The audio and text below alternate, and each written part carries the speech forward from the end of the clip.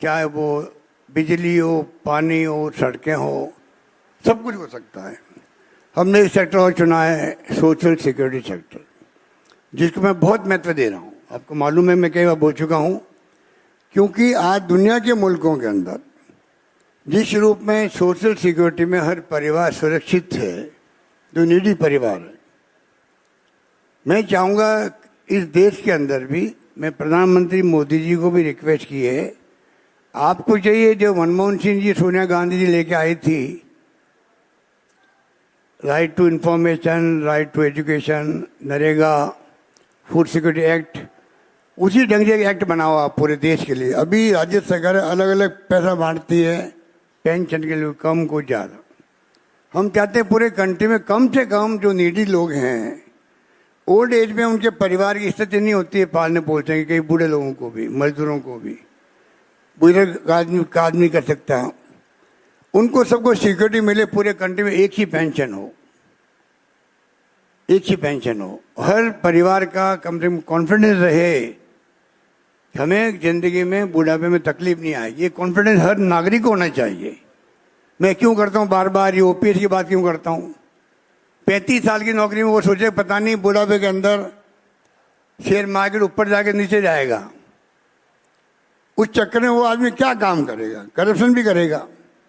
तो हमने इतना बड़ा फैसला किया ओपीएस का, बहुत आलोचना हो रही मुझे मालूम है, सारे इकोनॉमिस्ट जो है अच्छे अच्छे वो आर्टिकल लिख रहे हैं मेरे खिलाफ में, मेरा मतलब सरकार के खिलाफ में। पर मैं कहना चाहूँगा आपको, वक्त बदल गया है, हमें हर नागरिक को, प्रदेशवासियों को ये विश्वास दिलाना पड़ेगा, हम आपके साथ खड़े हैं। मिशन 30 का मतलब क्या? यही मतलब है हम नंबर 1 बने देश के अंदर, के राजस्थान के अंदर जो मैं बातें बोल रहा हूँ, चाहे सोशल सिक्योरिटी की हो, चाहे वो एजुकेशन की हो, चाहे हेल्थ की हो।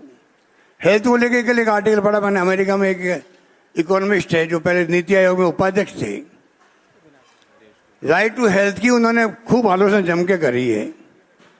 यही फर्क होता है विचारधारा का। ये लड़ाई विचारधारा की भी है, ये लड़ाई राइट और लेफ्ट की भी है। हमें उसको समझना पड़ेगा कि सोच क्या व्यक्ति की।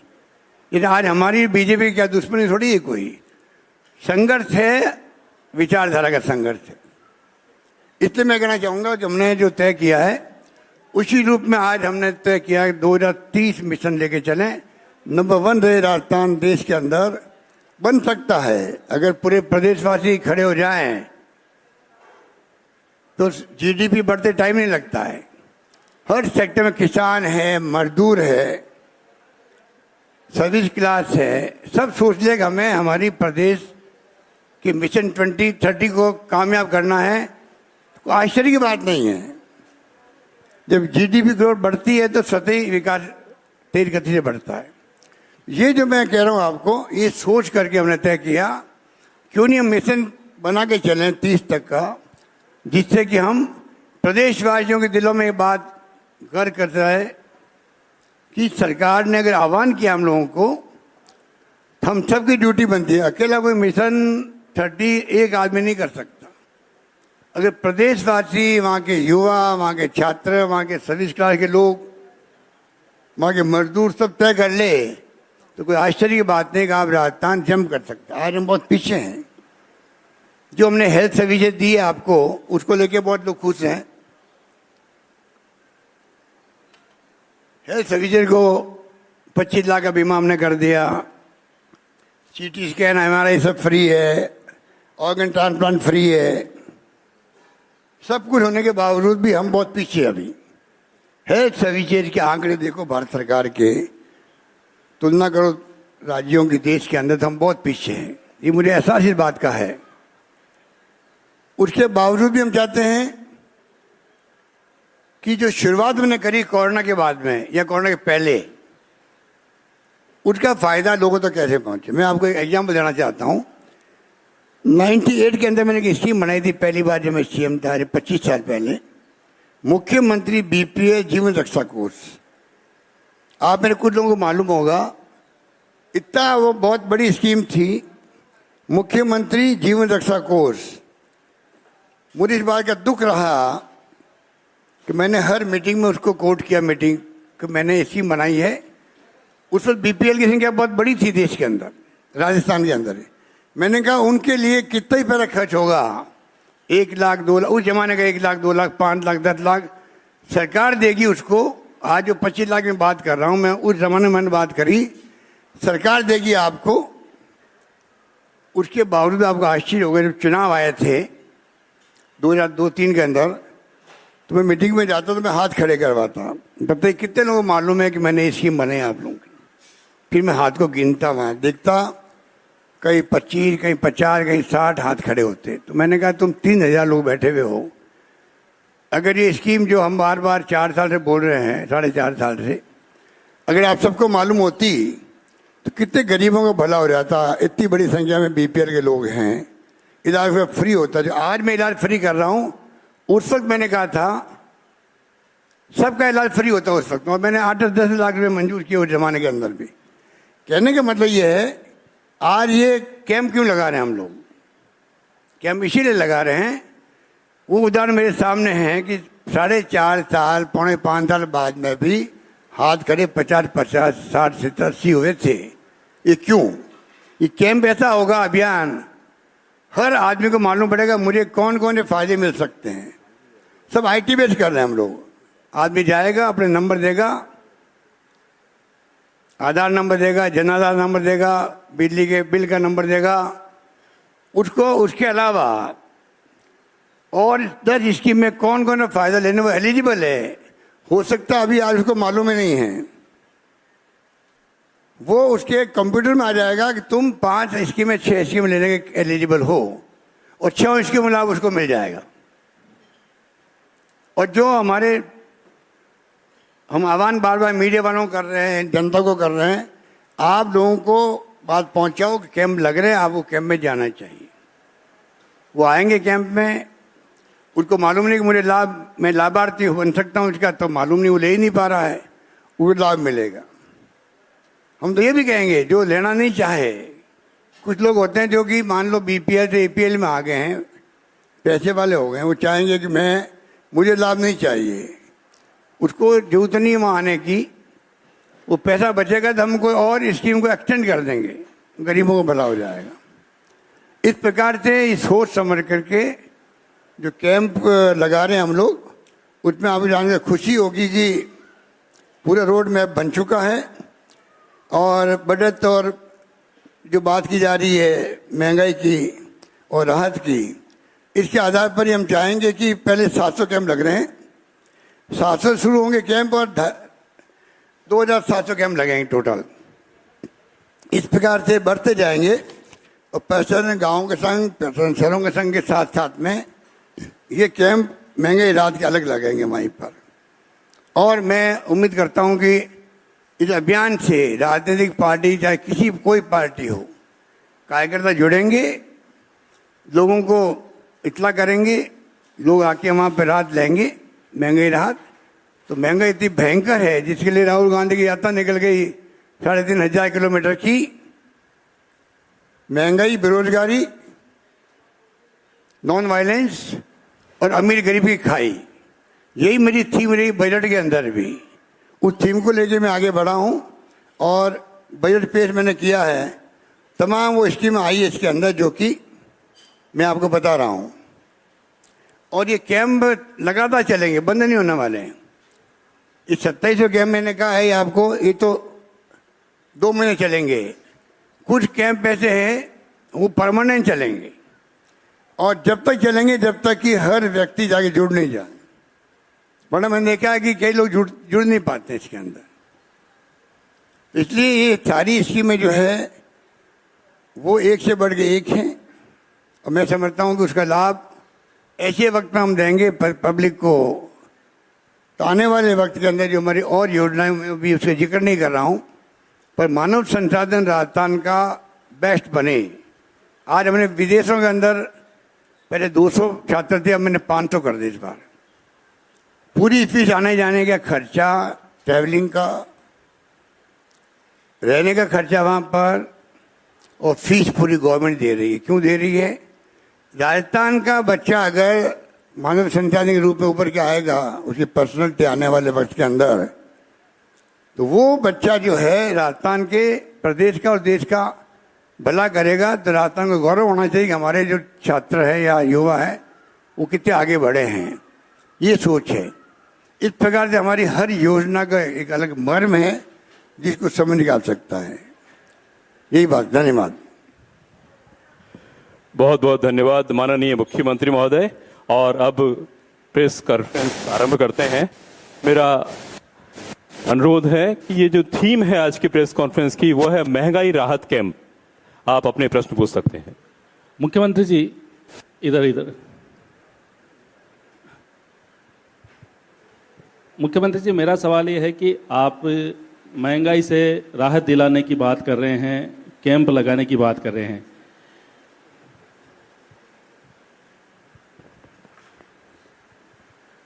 मुख्यमंत्री जी, मेरा सवाल यह है कि आप महंगाई से राहत दिलाने की बात कर रहे हैं, कैंप लगाने की बात कर रहे हैं, लेकिन भाजपा के नए अध्यक्ष तो सांप्रदायिकता की बात करें तो इस लड़ाई को आप कैसे जीतोगे चुनाव में? देखिए, मैं कह चुका हूं, आपको कहना चाहूंगा, मेरा लक्ष्य 2030 है। उसमें महंगाई राहत पहला कदम है और कई कदम उठाए जाएंगे। हमने रोड मैप बना रखा है, समय समय आपको हम ब्रीफ करेंगे। कौन क्या कर रहा है हमें उससे कोई मतलब नहीं। हमें जनता का मैंडेट मिला था सेवा करने का, हमने कसर नहीं छोड़ी है। ये देश पूरा जानता है। अभी AICC ने जो ट्वीट किया है, पहली बार एक राज्य ने जो उपलब्धि हासिल की है स्कीमों की, वो राज्य स्कीमों का नेतृत्व प्रदान कर रहा है अन्य राज्यों को।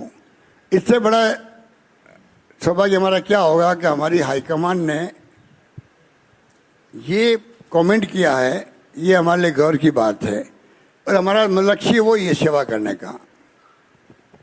मुख्यमंत्री जी, आपकी सभी योजनाएं अच्छी है, देश भर में चर्चा भी हो रही है, लेकिन आपके कुछ अपने हैं वो भी सवाल खड़े कर रहे हैं। अच्छा माहौल बन रहा है, नैरेटिव सरकार के प्रति बदल रहा है, चाहे सचिन पायलट हो या अन्य नेता हो। क्या उनकी बयानबाजी से लगता नहीं कि स्कीम्स से लोग गुमराह होते हैं? या हमारा लक्ष्य वही है, महंगाई राहत। हम एक लक्ष्य को लेकर चल रहे हैं, महंगाई राहत। उसके अलावा हमारा कोई ध्यान जाते ही नहीं, राइट लेफ्ट जाते नहीं, ध्यान ना जाएगा। सीएम साहब इधर राइट में आपके, सीएम साहब आपके राइट में। आज आप सुबह वंदे भारत के कार्यक्रम में शामिल हुए। प्रधानमंत्री ने कहा कि आपके दोनों हाथों में लड्डू हैं, साथ में ये भी कहा कि पूर्ववर्ती रेल मंत्री किस तरीके के फैसले लेते थे। ये भी कह दिया कि आप राजनीतिक झंझावातों से जूझने के बावजूद प्रदेश के विकास के लिए समर्पित हैं। उन्होंने आपकी मित्रता के लिए भी आभार जताया। क्या प्रतिक्रिया रहेगी आपकी इस पर? मैंने ट्वीट कर दिया है, उसको आप देख लीजिएगा। धन्यवाद। सीएम साहब इधर। सीएम साहब, ये जो महंगाई राहत कैंप है, ये पूर्व में बहुत से कैंप लग चुके हैं, उनसे ये किसी प्रकार अलग होगा या उसी तरीके का होगा? और इससे आपको कितनी उम्मीद है कि लोगों को राहत मिल पाएगी इस महंगाई से? देखिए, उनके जो वो कैंप लगे हैं वो तो लगते ही हैं। इस बार इनके लिए अलग से महंगाई राहत शिविर लग रहे हैं वहीं पर ऑन द स्पॉट। उसके अलावा हर जगह जहाँ कलेक्टर तय करेगा, कलेक्टेड है मान लीजिए, बस स्टैंड है और कोई जगह है मान लो, सब जगह कैंप लगेंगे। और इसमें ये छूट भी है, कोई व्यक्ति राजस्थान का किसी जगह जाएगा, वो जैसे मान लो बीकानेर का आदमी जैसलमेर जा रहा है, रास्ते में कोई कैंप पड़ रहा है, उसके रास्ते में रुके, अपना नंबर दे, वहीं पे उसका रजिस्टर हो जाएगा। पूरा कंप्यूटर, पूरा IT बेस है। सर मेरा सवाल, बीजेपी लगातार सर बम ब्लास्ट का आरोप लगा रही है, इस पर आपका क्या कहना है कि सुप्रीम कोर्ट में कोई PIL दायर करेंगे आप? कुछ सुप्रीम कोर्ट में आगामी कोर्ट? सर बम ब्लास्ट पे आपका क्या प्लान है? बीजेपी लगातार आरोप लगा रही है, सुप्रीम कोर्ट जा रहे हैं उसके लिए। और सर आपने अभी ट्वीट की बात की, उसमें लालू प्रसाद यादव रेल मंत्री का नाम नहीं है इस ट्वीट में। नहीं, ट्वीट किया मैंने प्रधानमंत्री जी को लेकर किया। नहीं, लालू प्रसाद यादव भी रेल मंत्री रहे हैं सर, पूर्व। उसमें आप पढ़ लीजिए, उसमें सब बात आ जाएगी। हाँ भाई, कौन बोल रहा है?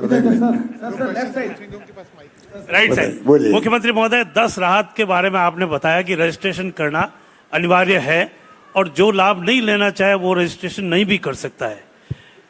राजस्थान की 1/4 जनता ने 850 रुपए देके और चिरंजीवी बीमा योजना में अपना रजिस्ट्रेशन कराया है। अब बजट में आपने उसको 10 लाख से 25 लाख कर दिया, उसके लिए आपको बहुत बहुत धन्यवाद।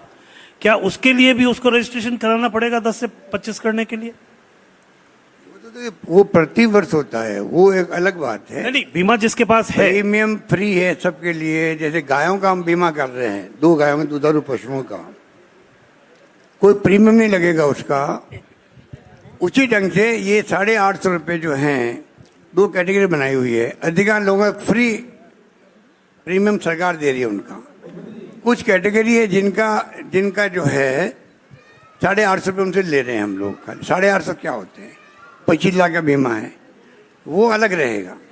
सर ये जो सर इस सवाल ये है कि जो ये महंगाई अच्छा है, 2030 का आपने विजन पेश किया है, आपको क्या लगता है कि 2030 तक कौन से ऐसे काम है राजस्थान में इसके करना बहुत बाकी है? मैं समझा नहीं आपकी बात। 2030 तक का आपने विजन पेश किया है राजस्थान, 2030 तक का विजन पेश किया। अभी आपको क्या लगता है कि कांग्रेस सरकार को अभी इस पे फर्क नहीं छोड़ना में, वो कौन से मुद्दे हैं? नहीं, अभी तो मैंने आपको कहा कि मेरा विजन 2030 मैंने बनाया मिशन के रूप में। बैठिए आप। और उसके अंदर आज जो माहौल बन गया राजस्थान के अंदर, जैसे मैंने कहा शिक्षा के अंदर बहुत आगे बढ़ गए हैं। अगर आंकड़े देखेंगे हमारे, मैंने असेंबली में प्रस्तुत किए थे, 5 साल हमारा और 5 साल पिछले सरकार का, तब भी आपको समझ में आ जाएगी हम कितने जंप कर चुके हैं। नंबर 1। नंबर 2, राजस्थान अब पिछले 20, 30, 40 साल में इतना आगे बढ़ गया है कि हमें गर्व होना चाहिए कि अब हम ऐसी स्थिति में हैं मिशन का रूप दे सकते हैं राजस्थान को। सिर्फ सवाल ये है उस पर सब भागीदारी निभाएं, ये तरीका सही है। आम जनता भी, मीडिया भी, कार्यकर्ता भी, धर्मगुरुओं भी। जब मैंने कोरोना की लड़ाई लड़ी थी तो आप सबको मालूम है कि आप सबका सहयोग रहा था उस पर मुझे। उसमें हमारे एक्टिविस्ट भी थे, एनजीओ वाले भी थे, धर्मगुरु भी थे, पॉलिटिकल पार्टी के लोग भी थे। मैंने कोई राजनीति नहीं की, सब पार्टी को मैंने आह्वान किया। मुझे गर्व है कि कोई भूखा नहीं सोएगा, मैंने कहा था। वास्तव में कोई भूखा नहीं सोया। इतना आपस में एक दूसरे की इमदाद करी थी, सरकारी गैर सरकारी सब लोगों ने। तो कहने का मतलब आज हम ऐसी स्थिति में आ गए, ये मुझे कॉन्फिडेंस हो गया है, इसलिए मैंने 2030 की बात करी। सर आपने जो बात कही है, इस तरफ लेफ्ट तरफ सर आपने जो महंगाई राहत कैंप की बात की है, इसमें कुछ अभी आपने कहा कि या तो आम जन के ऊपर ये कोई राइडर इसमें रहेंगे कि 2.5 लाख से ऊपर जो जिनकी इनकम है वो उसमें शामिल नहीं हो पाएंगे, या इसमें व्यक्तियों के खुद के ऊपर मंशा पर डिपेंड करेगा कि उसमें शामिल हो या नहीं हो? कुछ राइडर्स इसमें लगेंगे? नहीं, इसमें तो इसकी मनी 8 लाख रुपए तक मेरे ख्याल से है। 8 लाख तक की सीमा की हुई है। EWS की भी 8 लाख की की हम लोगों ने। सीएम सर एक सवाल सर। सीएम सर, मल्लिकार्जुन जी के आवास पर राहुल गांधी जी के साथ तेजस्वी यादव, नीतीश कुमार की मुलाकात हुई। चाहे फिर कोई नीति आयोग सदस्यता को लेकर, हटाने को लेकर, तमाम मुद्दों पर सबकी चर्चा हुई, सहमति भी बनी, आगे दूसरी पार्टियों के साथ जोड़ने की बात हुई। आपको लगता है कि इन सब के बाद राहुल गांधी, खासतौर पर सदस्यता जाने के बाद राहुल गांधी की एक्सेप्टेंस विपक्ष में बढ़ गई है? राहुल गांधी जी क्या अब क्या उनकी स्वीकृति बढ़ गई है विपक्ष के अंदर इन सब के बाद? आप क्वेश्चन पूछ रही है, महंगे के अलावा क्वेश्चन पूछ रही है आप? जी सर। आज ऐसा नहीं होता, चुप बैठ रहो। मुख्य क्वेश्चन क्या आपका है? थोड़ा माइक पास लीजिए। राहुल गांधी जी की एक्सेप्टेंस, उनकी एक्सेप्टेंस बढ़ गई है क्या? स्वीकार्यता बढ़ गई है क्या सर? राहुल गांधी की स्वीकार्यता बढ़ी हुई है पहले से ही।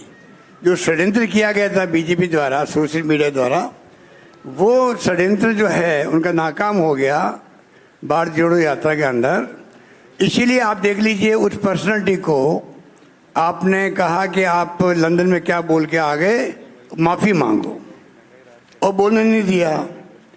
अरे उनको बोलने देते आप कम से कम हाउस के अंदर, उसके बाद में कहते हम आपसे संतुष्ट नहीं, माफी मांगो। षड्यंत्र करके पूरे सत्ता पक्ष ने हाउस ने चलने दिया। आखिर में षड्यंत्र किया गया पहले से ही, जब से वो भारत जोड़ो यात्रा में कामयाब हुए तब से घबरा गई बीजेपी। प्रधानमंत्री खुद ही घबरा गए और जिस प्रकार से उन्होंने माहौल बनाया, कैसे इस आदमी को आउट करना है पार्लियामेंट से, उस षड्यंत्र तब तक का है। 4 साल पहले का केस था ये, जिसे केस किया मानानी का, वो हाईकोर्ट में क्यों गया कि रोक दो, अभी इसकी सुनवाई मत हो। बाद में जब उनको शूट किया तब हाईकोर्ट में गया कि अब आप सुनवाई की छूट दे दीजिए। ये पूरा षड्यंत्र है। मेरा मतलब ये, राहुल गांधी की अलग पर्सनैलिटी है, वो देशवासियों के लिए समर्पित है, वो अपनी आवाज उठाते रहेंगे। सीएम सर, एक सवाल था। आपने महंगाई और राहत बड़ा अच्छा कैंप लगाने की बात आप कर रहे हैं सर, लेकिन सचिन पायलट भ्रष्टाचार के मुद्दे को लेकर अनशन पर बैठे हैं, तो भ्रष्टाचार को लेकर आपका क्या स्टैंड रहने वाला है sir?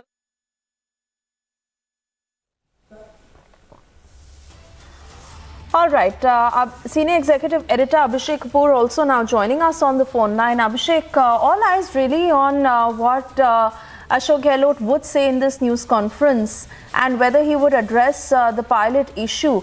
But clearly he dodged every question on that and he ignored it. What really is one to make out of this? Because we also understand that Sachin Pilot is in the national capital. He is to meet Mallikarjun, Kharge and Priyanka Gandhi, Vadra. But Gehlot sidelining it as if, Pilot holding that dharna is not even an issue. Well, so sort of Gehlot piloted away, if you could call it that way. He clearly dodged all the questions on Pilot, evaded them, and sought this topic, which was about obviously some government issues, which a cabinet meeting has taken place, and there's some decisions he announced, and he was explaining how he has put a pedal on making sure that Rajasthan meets the SDG goals or the Sustainable Development Goals by 2030, and he sort of admitted that in most of the parameters, Rajasthan traditionally has been a laggard.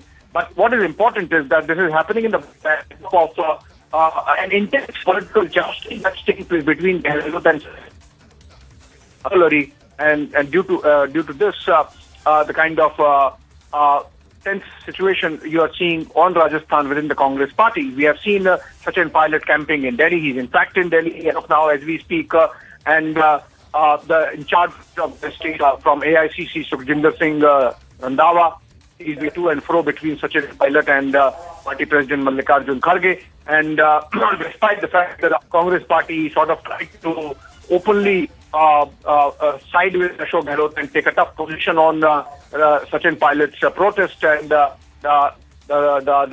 fast that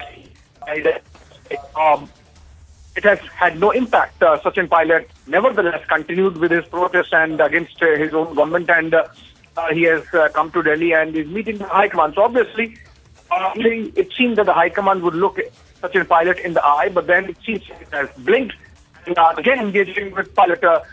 What comes, that would be interesting to watch out. The story died, Gehlot addressing that press conference. Perhaps despite ducking the question of sort of giving an impression or trying to give an impression that he remains I think he has done a press conference. I don't think even after a cabinet meeting, Ashok Gehlot went out and did a press conference. Obviously, this is aimed at trying to send across a message to the High Command that he's unruffled. Please take care of Sachin Pilot. He's in Delhi with you. The situation has not yet come to any particular conclusion insofar as Rajasthan Congress is concerned. Sachin Pilot, by raising that rebellion bugle, I think has just set the train rolling insofar as elections later in the state are concerned. And Abhishek, let's not forget the kind of popularity that Sachin Pilot enjoys, especially that show of strength that was very, very visible in that dharna yesterday and even after when he was meeting with his supporters. Sachin Pilot clearly sending out that message that he has a lot of supporters by his side. I also want to take this to Piyush Ori, who's joining us on the broadcast. Piyush, with the way Ashok Gehlot projected the whole Pilot issue through this news conference, is he also trying to undermine his popularity in some way to say that Gehlot is the bigger leader and whatever Pilot's popularity may be, but it doesn't really matter? Well, you know, what we must understand is that Ashok Gehlot, despite being the Chief Minister, is a very seasoned politician. And he understands about the popularity of Sachin Pilot and the crowd of supporters which he can gather, the example of which we saw yesterday. So yes, he also understands that taking into consideration of the impending assembly elections, there has to be an effort that has to be made by him per se to make sure that there is no rebellion that brews or that is visible to the people at large. So yes, like a seasoned politician, he tried to duck the question which is related to Sachin Pilot, but it seems that he understands the threat and the problems which can be caused by the silent dissent which Sachin Pilot is undertaking as far as the Rajasthan Congress unit is concerned. Now all eyes are over here at the residence of Sachin Pilot from where I am reporting, because even though right now there is no hectic activity which is being reported over here, everything can change in the evening, where it is expected that first the Rajasthan Congress Prabhari Chief Sukhjinder Singh Randhawa, he might come and visit Sachin Pilot and have a talk with him about what his grievances are.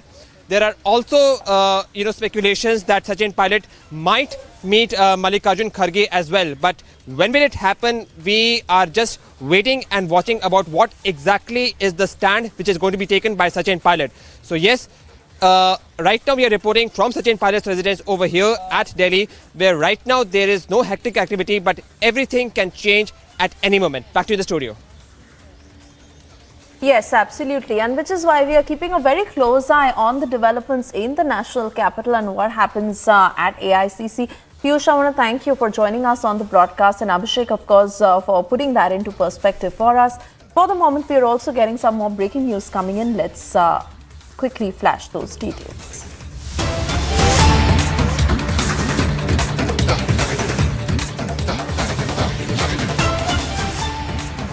And yes, after the political crisis in the Mahavikas Aghadi is concerned, the latest we are learning from our sources that MVA leaders have communicated to Sharad Pawar that they are worried about Ajit Pawar. This is the inside political scoop that Republic is getting to you at a time when the alliance is certainly seeming in danger as the cracks are very, very visible. Sharad Pawar had admitted to how there is a rift between the Uddhav faction and NCP. Also, Nana Patole making a statement for the Congress saying that they are ready with Plan B. But who is the factor that is really seeming to trouble leaders across the Mahavikas Aghadi as MVA leaders, and it is Congress and Uddhav faction to be specific, conveying to Sharad Pawar that they are worried about Ajit Pawar. We're trying to get further details of what exactly is brewing in Maharashtra as far as the Mahavikas Aghadi is concerned. Alicia is joining us live on the broadcast. Alicia, it is a very cryptic statement, but this is coming from sources. If you could throw a little more light on why they are worried about Ajit Pawar. Is it also the fact that they know that he will warm up to the BJP or possible meetings that could be happening? What more can you share with us at this point?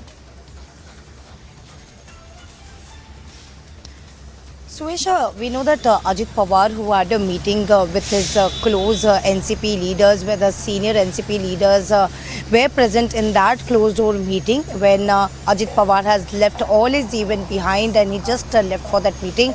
Right after that, there could be some NCP rift that has been emerged, after which yesterday we saw where Uddhav Thackeray and Sanjay Raut reaches Sharad Pawar's residence, and the same message has been conveyed to Sharad Pawar, clearly mentioning that MVA leaders are being concerned about Ajit Pawar, who is keeping his NCP MLAs, the loyalistic NCP MLAs with him, and there could be some rift that is being coming outside, and this is what a concern of an MVA leader that has been conveyed to Sharad Pawar last night, because that meeting something happened for around 1.5 hours. And if we talk about today, because the meeting that happened between Ajit Pawar, Chief Minister Eknath Shinde, Deputy Chief Minister Devendra Fadnavis, which happened for around 50 minutes. But Ajit Pawar, rather than going from the main gate, he left from the back gate. He did not speak to the media. We know that in the morning he mentioned about the meeting that he is going to meet over the compensation to the farmers who got lost due to this unseasonal rain. So he is going to speak about the same, that there should be compensation that should be given to the farmers, and the same request is going to meet from the Chief Minister and Deputy Chief Minister.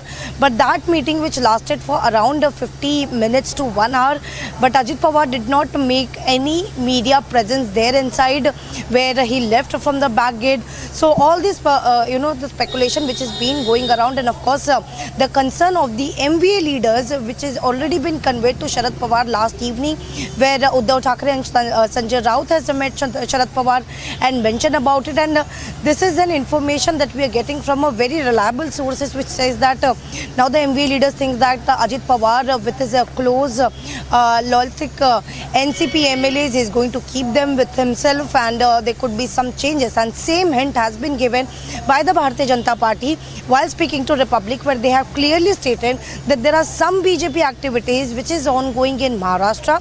Well, it is very immature to disclose the names of those leaders who they are in touch with. But yes, the talks are on, and even the Congress statement, if we heard Nana Patole, who clearly mentioned that they are ready with the plan B. But Alisha, continue talking to us, because of the way it is panning out within the Mahavikas Aghadi, because we understand that the Congress is miffed with Sharad Pawar for the statement that he made on the Adani issue with the JPC probe. Then also at one end there is Ajit Pawar, who is a worrisome factor for MVA leaders across. Obviously, we know that Nana Patole has made a statement saying that they are ready with Plan B. And in the midst of all this, meetings that are underway, so where exactly is this headed? Because Sharad Pawar has also admitted that when it comes to the Uddhav faction, there are clear differences. Well, yes, because that is the statement of Sharad Pawar while speaking to media, says that there are differences in Mahavikas Aghadi, but yes, there could be a meeting that is going to happen very soon, where the leaders from the faction, Congress and NCP, are going to sit together. But as we have been talking about the statement that has been given the changes, and some of the hint that has been the speculation which has been going around since a week now, because whether it is Ajit Pawar or whether it is Sharad Pawar, the Sharad Pawar who has given a statement over the Adani, clearly mentioning that there is no need of the JCP, and why we have been giving so much of relevance to Hindenburg report.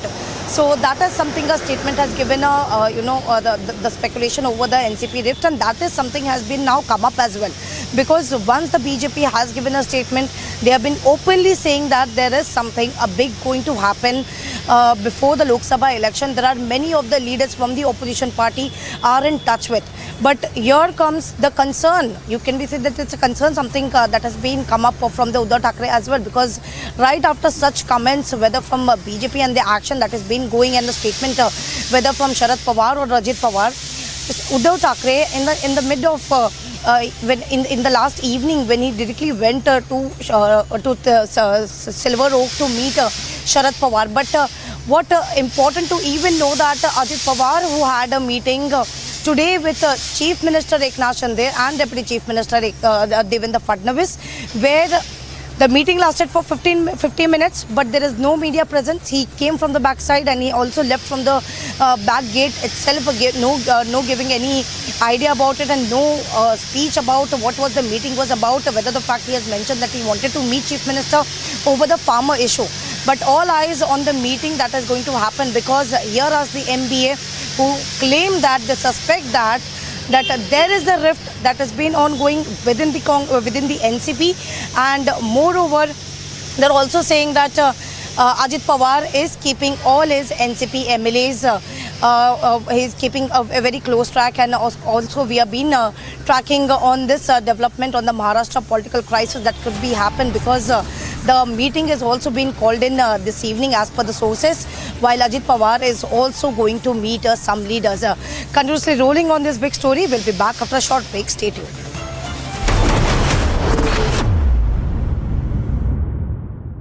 QS and THE, the world's foremost university rankings organizations, have ranked Amity amongst the top 3% universities globally, making it among the very few Indian universities to be included in both rankings.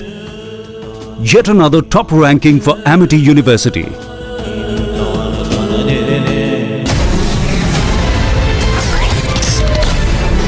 Your friend Mamta Banerjee, she says that आप consult नहीं करते, like on disinvestment, opposition should have been consulted. हमने सोचना बंद नहीं किया। करोड़ों की संख्या में रिपब्लिक भारत और रिपब्लिक टीवी दोनों को देश में लोग देख रहे हैं। ये सब कभी ना कभी ट्रेन का सफर करते हैं। अब हम चाहते हैं कि वो ट्रेन का सफर अंग्रेजी में SUFFER सफर ना रहे, वो एक सुगम सफर हो जाए।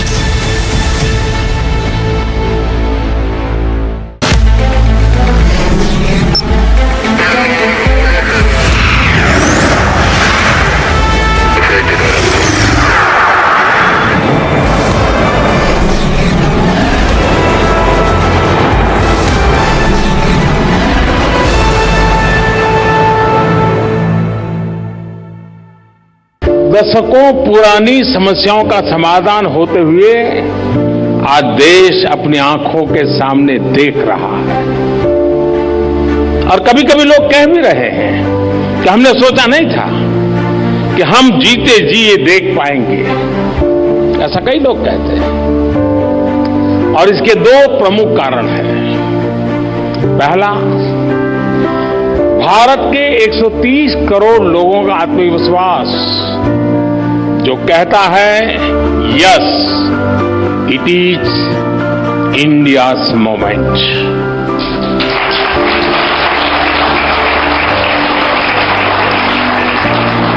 और दूसरा, भारत के 130 करोड़ लोगों की सोच जो कहती है नेशन फर्स्ट।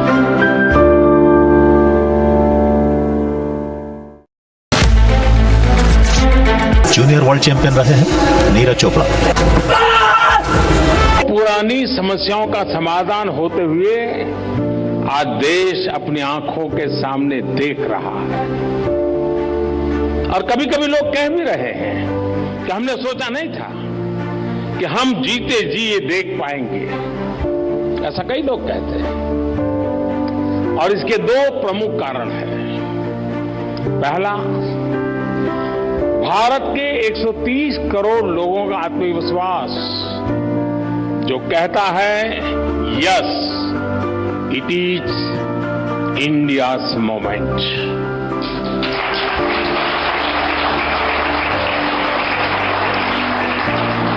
और दूसरा, भारत के 130 करोड़ लोगों की सोच जो कहती है नेशन फर्स्ट।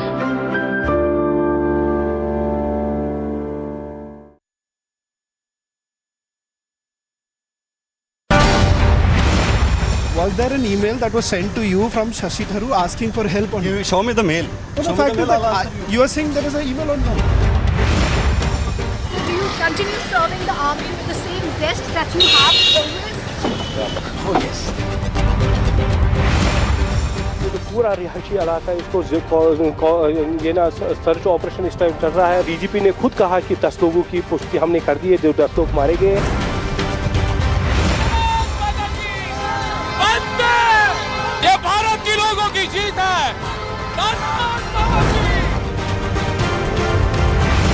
स्थिति तनावपूर्ण है। ठीक लाल किले के सामने मैं इस वक्त मौजूद हूं। कथित लोग हैं जो दरअसल यहां इन्होंने पूरा उत्पात मचाया हुआ है। सर आज राज्य के मुख्यमंत्री है, इतने लोगों की डेथ हो गई है सर, लेकिन कोई जवाब नहीं है सर। अब तक एक्शन को लेकर भी कुछ नहीं किया sir. Apologetic or not? Shankar, are you apologetic or not? These are the visuals of Shankar Mishra accused who's being taken for the medical and then towards...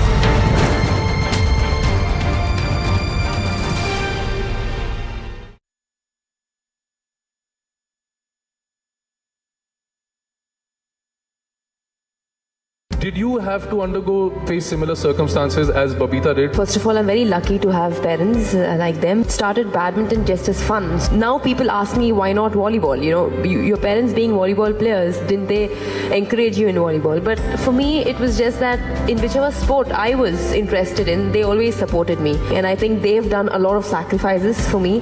I'm very thankful to them because I would just say that because of them I'm here today. They always taught me, like when I used to lose my matches, they were like, you know, it's not just over, but this is only the starting for you and there's more way to go on. And that's how they encouraged me, and you know, step by step I've been improving and I'm here.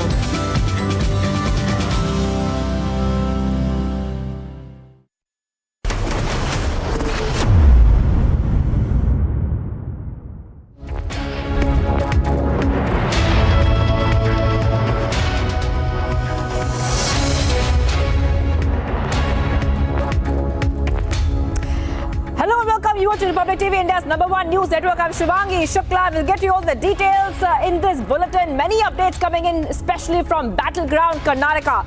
But viewers first, remember, India's biggest news event is back.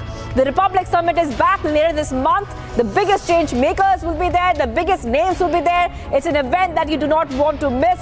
It's going to be an event to remember with the biggest news makers, which will be here at the Republic Summit late this month. All right, viewers, time to see what else is making headlines right now.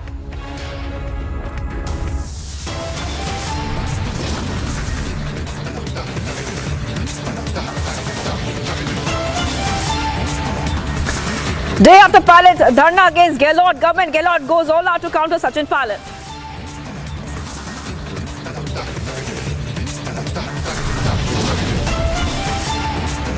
Sachin Pilot continues to put pressure on high command, meets top brass in the national capital.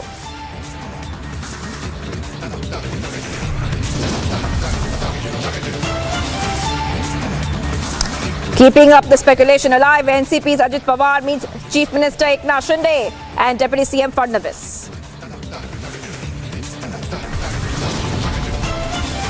Top sources tell Republic a panicked MVA has raised Ajit Pawar issue with NCP Chief Sharad Pawar.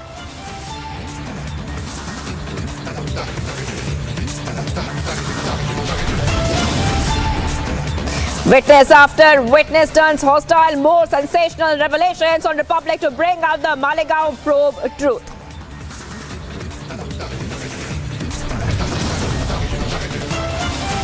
In less than 24 hours of announcing candidates, BJP firefights the growing dissent, series of meetings in Karnataka and in Delhi.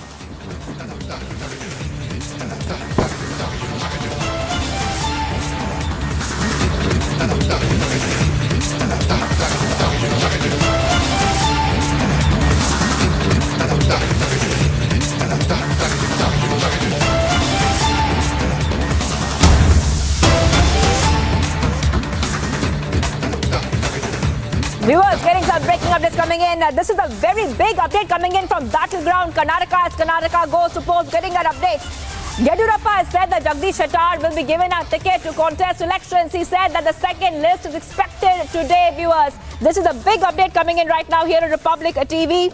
And what we're learning so far, is that this is an attempt to placate Shettar. That's what it looks like. A ticket will be given to Shettar, and that means that Jagdish Shettar could be getting a ticket in the second list. So viewers, this is a big news coming here on Republic TV. Now remember, the first list is already out in the Karnataka elections, and now we are seeing that according to information coming here on Republic TV, this is a big indication coming in from the BJP. It looks like that Jagdish Shettar could be getting a ticket, and this time he might be getting a ticket in the second list, which is expected to come out. Viewers, getting these back-to-back details coming in right now. Let's in fact go ahead and play out that sound bite of B.S. Yediyurappa.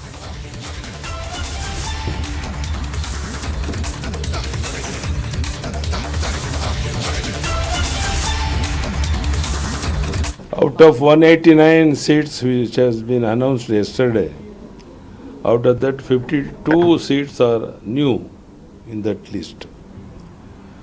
Overall, we are all happy about the announcement given by the central leadership. Except one or two, there is some grumbling is going on. And under 1% we are going to form the government in Karnataka. Out of the list announced, I think minimum we are going to get 125 to 130 seats. I think before evening, tonight only, they are going to announce second list. All right, let's go straight to Prajwal, who's joining us live right now. Prajwal, I'm coming to you. Now, we know that Jagdish Shettar, he was extremely adamant on contesting the Karnataka polls. But right now, the BJP indicating that he might get a ticket now in the second list. What are we learning about this development coming in from Karnataka? Former Chief Minister B.S. Yediyurappa, who addressed the media just a few hours ago, had clearly gone on and stated that in regards to the Hubballi Central Assembly constituency which Jagdish Shettar represented, he has gone on and stated that they are quite hopeful that Jagdish Shettar will be getting a ticket as well. Apart from which, he's also gone on and mentioned that he's spoken to the High Command, especially with respects to Jagdish Shettar as well, and because this is mainly in terms of the contribution that Jagdish Shettar has made towards the party, the BJP party, especially in North Karnataka as well. And he stated that the supporters of Jagdish Shettar need not worry. The BJP is mainly trying to firefight the dissidents within the party, mainly in the Hubli Dharwad unit and the Kittur Karnataka region as well. Because no matter what the BJP High Command feels, Jagdish Shettar is still one of the most prominent leaders hailing from the Lingayat community who's gone on to build the party from scratch, especially in North Karnataka and Kittur Karnataka region as well. And no questions asked is what B.S. Yediyurappa stated. And even as we are speaking, there is already a meeting underway in New Delhi where J.P. Nadda, the national president, is having a word with Jagdish Shettar too, because he was summoned earlier last night stating that the party wants to have a word with him. But now Jagdish Shettar has also gone on to maintain that no matter what, I still have around 10 to 15 years of politics left in me as well, because there have been several senior leaders within the BJP who have already been given a ticket. For example, G.H. Tippa Reddy from Chitradurga, who's already been given a ticket as well, and he's also a bribe-tainted MLA. And why are these double standards being applied only to me when seniors in the party are being given ticket is something which was questioned by Jagdish Shettar as well, and this has definitely not gone down well with the BJP High Command. And therefore now B.S. Yediyurappa making it very clear categorically, stating that Jagdish Shettar will be given a ticket from Hubballi Central as well. But on the other two prospects, one of K.S. Ishwarappa deserting the party, no, K.S. Ishwarappa will remain an integral part of the BJP, but he's resigned from active politics as well, not only electoral but also active politics too. Apart from which there was also a lot of hopes hinging on Lakshman Sawadi, who was the former deputy chief minister as well, but seems now but right now he's already made up his mind to resign from the party, and he will be submitting his resignation to the speaker as well tomorrow at the Vidhan Saudha. And to which B.S. Yediyurappa also stated that he is very disappointed with Lakshman Sawadi, because after all the after all the work that the BJP party had done to elevate him to the post of the deputy chief minister, because why we say this is that from the Athani Assembly constituency, Lakshman Sawadi had lost out to Mahesh Kumtalli as well, and later despite the fact that he had lost out on it, the BJP party had made sure that he was kept within the party, he was respected, they elevated him to a post of an MLC and then made him the deputy chief minister too. Despite doing all this, he is now gone ahead and stated that he would ditch the BJP party, which has definitely angered B.S. Yediyurappa, who stated stated that it is Lakshman Savadi's wish ultimately. So therein the BJP has definitely given up hopes on Lakshman Savadi, but still a large part of it hinges on what will be their decision regarding Jagdish Shettar's name to be announced in the second list of 35 candidates which are expected to, and we are expecting the second list tomorrow, because B.S. Yediyurappa stated that it will be today evening, but Chief Minister Basavaraj Bommai, just addressing the media a few minutes ago, has stated that the second list will be out tomorrow as well. So what are the shocks and surprises we need to see? And out of the 35 assembly constituencies, there are 11 assembly constituencies where sitting MLAs are fearing that they might lose out on their tickets as well. So this is something which we will have to watch out for. And 3 important assembly constituencies in Bengaluru, tickets have still not been announced, but we will have to wait and watch for it as to what will be the BJP's next move, especially the high commands, considering the fact that there has been a lot of infighting within the BJP after the list has been released by the party high command. All right, thank you, President, for getting us all the details. So the second list is expected tonight, and that's a big news coming in right now. Second list of the BJP candidates expected tonight, and a ticket very likely to Jagdish Shettar. The first list, his name did not figure, but he's adamant when it comes to contesting the polls in Karnataka. We'll get you all the details coming in from Battleground Karnataka. Let's move ahead right now, getting some more details coming in, some breaking updates coming in on Republica TV. Now, what we are learning, and this is the Malegaon case probe. It's back in focus as NIA court has dropped another witness in the case, calling it an irrelevant witness so far. 34 witnesses have turned hostile in the Malegaon case. We are getting this back-to-back details coming in. So right now, what we're learning so far is that this is the update that 34 witnesses have turned hostile in the Malegaon case, and the NIA court has dropped another witness in the case, calling it an irrelevant witness, viewers. All right, so we're getting these back-to-back details coming in at this point of time. And one more witness.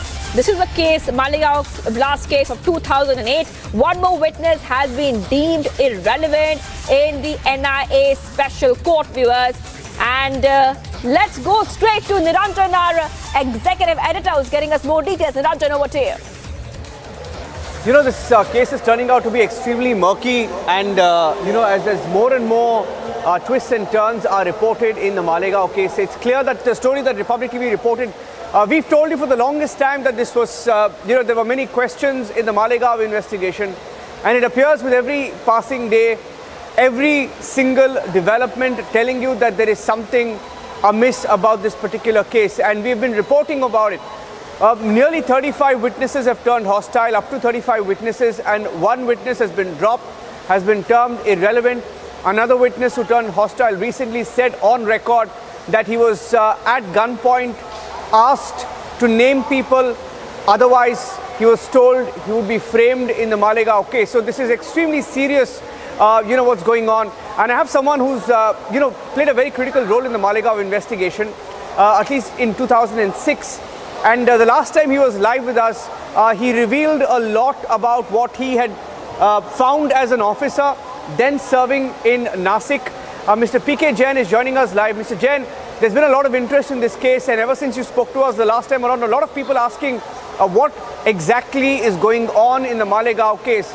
P.K. Jain has served as the IG of Nasik range, and he was one of the officers who was part of the investigation into the 2006 Malegaon blast case, and he found direct Pakistan links. Mr. Jain, first of all, there have been, since we last spoke, more witnesses have turned hostile. Another witness has been dropped, has been termed irrelevant. Want to get your view on that first? Namaskar. I would like to start with my stint with as IG Nasik, which supervised the investigation of 2006 blast. I had direct or indirect no role to play in the 2008 blast investigation. So I am aware of the happenings in 2006 blast, in which we had conducted a fair investigation and certain individuals had been charge sheeted on the basis of the evidence that we had collected. And this particular investigation was maintained not only by the Nasik police, it was also maintained by the ATS and by CBI subsequently. And after the 2008 blast took place, subsequently I learned when I was in the headquarters at that time that all the accused in the 2006 blast had been discharged and a new set of accused, that is, the accused who were supposed to be involved in the 2008 blast were also shown as accused in the 2006 blast. So this was basically killing that 2006 investigation completely because there was no evidence whatsoever to link the 2008 blast accused to the 2006 blast accused. So that was rather unfortunate. Can I just pause you at that point, Mr. Jain? Can I just pause you at that point? At that point, can you just pause for a second? You're saying in 2006, your investigation found direct links to Pakistan, and the blast in 2008. Later, those who were reportedly found guilty in 2008, there was an attempt to show them as guilty in 2006. Effectively, the Pakistan links were erased, right? See, what had happened was there were two individuals. During our investigation, we had found that there were two individuals who had come via Nepal to Malegaon to orchestrate these blasts in 2006. Now, subsequently, apparently, see, it was only that it was mentioned in the statements of some of the accused that there were people who had come from outside and they left a day prior to the actual blast when the blast took place. So they were nowhere involved in the, nobody knew about their identity. One or two guys knew about them or who they were, but they did assist in the blast conspiracy. The blast was carried out by the individuals who were based in Malegaon. They were charge sheeted. There was a charge sheet sent up against them. But subsequently, when the 2008 blast took place, unfortunately, the same accused of 2008 were also framed in 2006 blast, which effectively means you use the word you use the word framed. You use the word framed. Do you believe they were framed in the 2006 blast? I would certainly believe that they were framed because my investigation and the two subsequent different agencies who investigated the same case found that the accused who had been arrested by us were the actual accused. So I had no reason to say and I had no reason to believe why these accused were discharged in the case and why a new set of accused were introduced against whom there was not even an iota of evidence till the time the investigation was with these three agencies, that is the local police, the ATS and the CBI.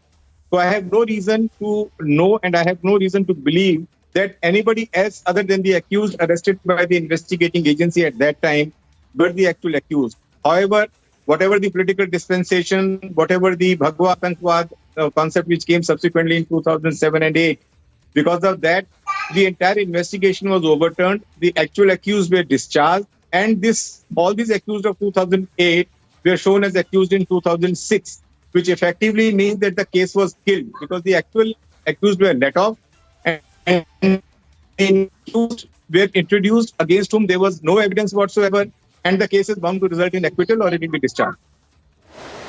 Mr. Jain, do you believe going by your investigation, and you investigated the 2006 Malegaon blast, you've gone into great detail. I supervised. You supervised it. You've gone into great detail about what you found, what the investigation, what the men under you, the team under you found in 2006. I'm asking you again, do you believe that Sadhvi Pragya Thakur and Colonel Purohit were framed or made to fit into a narrative that they were also responsible for 2006 when there was no proof against them? Till the time we were in charge of the investigation and till the time the subsequent two agencies were looking into this case, there was no evidence. I am making my statement. It's a statement. I'm not even guessing it. I'm making a statement that Sadhvi Pragya and Colonel Purohit had no role in 2006 blast.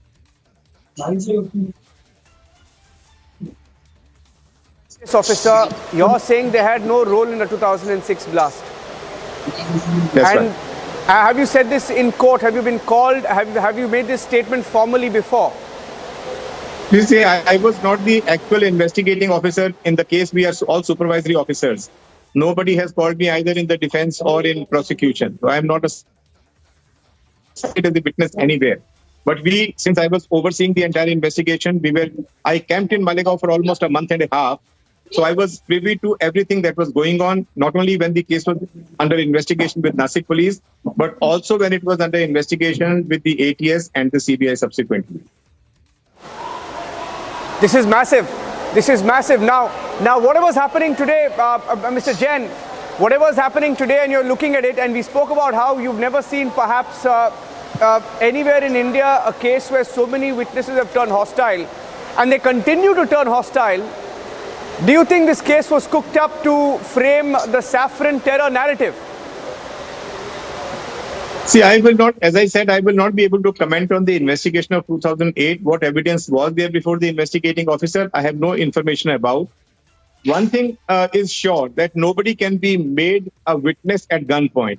Now, the kind of threats, I mean, all these people who are turning hostile, witnesses turning hostile, they are saying that they were threatened that they'll be roped in or there'll be some other case against them. I'm for sure, I can make a statement again, that in my 33 years, 34 years of my police career, I have yet to see a witness standing in the court and sticking to his theory if he was under duress, if his statement was taken under duress. See, by the time the case goes to the court, the witness is absolutely free to say whatever he wants. So in this case, in case these witnesses were forced to become witnesses of this investigation, there's no way that they could be made to stay on that path of making a false statement in the court, come what may, under whatever duress they had made the original statement under. So I think if they are turning hostile, it may be because, I don't know, whatever extraneous factors they are stating now, whether they are true or not, I will not be able to comment. But so many witnesses turning hostile in a case is absolutely unusual. It is not usual. It is not normal. Was there any political pressure on you when you investigated 2006? Was there any political pressure from any political party, any minister? Were you allowed to do your job, or were you stopped from doing any aspect of your investigation? See, there was no political pressure per se, but when we were about to announce the arrest of the actual accused, there was a pressure not to disclose their names or not to announce that at that point of time. You know, we had caught the accused, we had got some of the accused, and we were already interrogating them. Our investigation was progressing. The then Home Minister did tell us that you don't announce their names. This is going to, create a different kind of impression. And but eventually, after about 10 days of that pressure, we did hold a press conference and announce the actual names of the accused. So you're saying, one second, I'm just pulling that back a little bit. You were asked not to hold a news conference when you had arrested and cracked the case of 2006. What were they fearing? They didn't want you to go public with the names of these Pakistani-linked terrorists. So that time, all the accused, as I mentioned earlier, were all local youth and local people. So Pakistanis had come, planned the whole thing, probably put the whole thing together and then left. So, we could never get hold of their names. We got the description that one of them looked like a Nepali boy, another one was somebody from, but they had.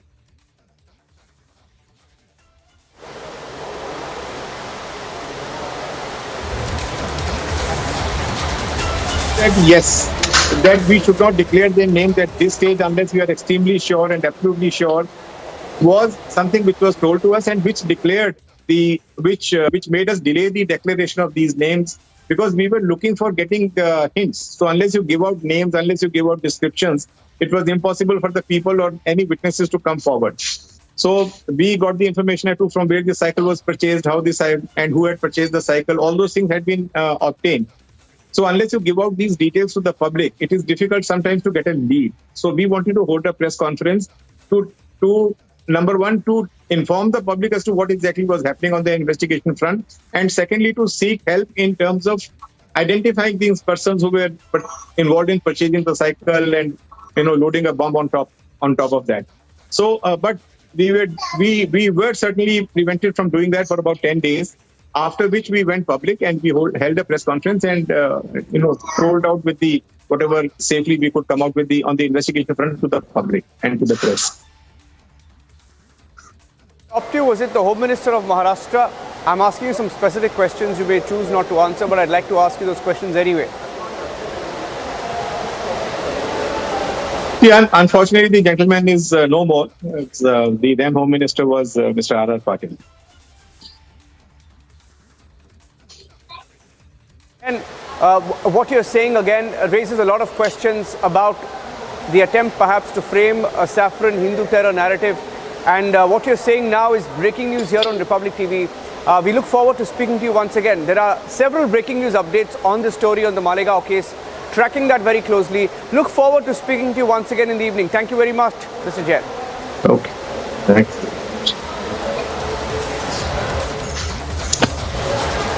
So, a former IPS officer who, while serving in the Nasik range as someone who was part of the investigation team into Malegaon, found the role of Pakistan-linked terrorists directly linked to Pakistan, a plot that was hatched in Pakistan, executed with the help of local boys. When that link was found in 2008, he says there was an attempt to make the 2008 accused look like the accused in 2006. There was an attempt to fix the case, perhaps.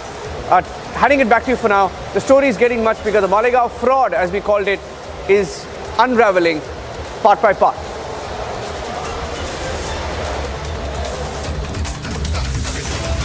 Thank you, Neeraj, for getting us all the details as we continue our live coverage here on Republic TV.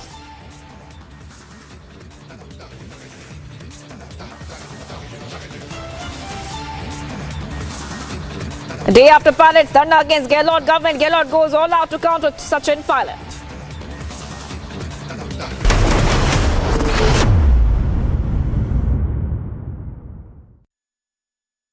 QS and THE, the world's foremost university rankings organizations, have ranked Amity amongst the top 3% universities globally, making it among the very few Indian universities to be included in both rankings. Yet another top ranking for Amity University.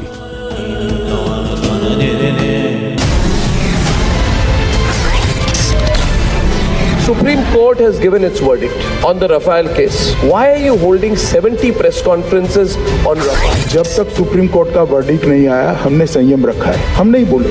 आरोप पे आरोप लगाते गए, भ्रष्टाचार का आरोप लगाया, प्रधानमंत्री जी पर आरोप लगाया, उसकी सफाई भी नहीं दे सकते। अब जरूर जनता के सामने जाएंगे, क्योंकि इन्होंने झूठ बोलकर जनता को गुमराह करने का प्रयास किया है। उन्होंने सेना और देश की माफी मांगनी थी। सरकार जो सुप्रीम कोर्ट का जजमेंट आया, उसको जनता के सामने रख रहे हैं। हमारा अधिकार है भाई।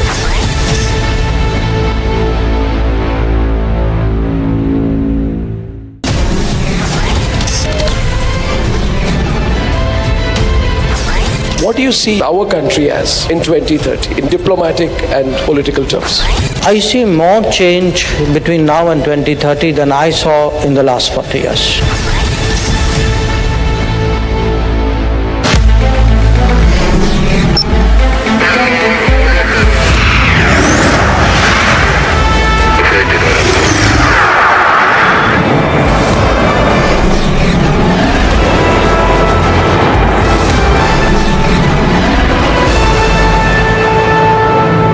Did you have to face similar circumstances as Babita did? First of all, I'm very lucky to have parents like them. Started badminton just as fun. Now people ask me, why not volleyball? You know, your parents being volleyball players, didn't they encourage you in volleyball? But for me, it was just that in whichever sport I was interested in, they always supported me. And I think they've done a lot of sacrifices for me. I'm very thankful to them, because I would just say that because of them I'm here today. They always taught me, like when I used to lose my matches, they were like, you know, it's not just over, but this is only the starting for you and there's more way to go on. And that's how they encouraged me, and you know, step by step I've been improving and I'm here.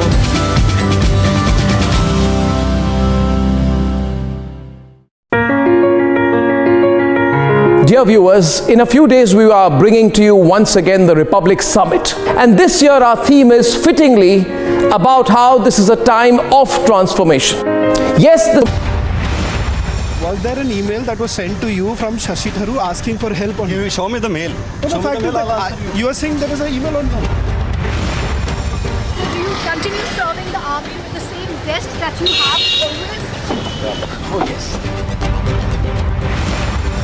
तो पूरा रिहायशी इलाका इसको ये ना search operation इस time चल रहा है। डीजीपी ने खुद कहा कि 10 लोगों की पुष्टि हमने कर दी है, जो 10 लोग मारे गए।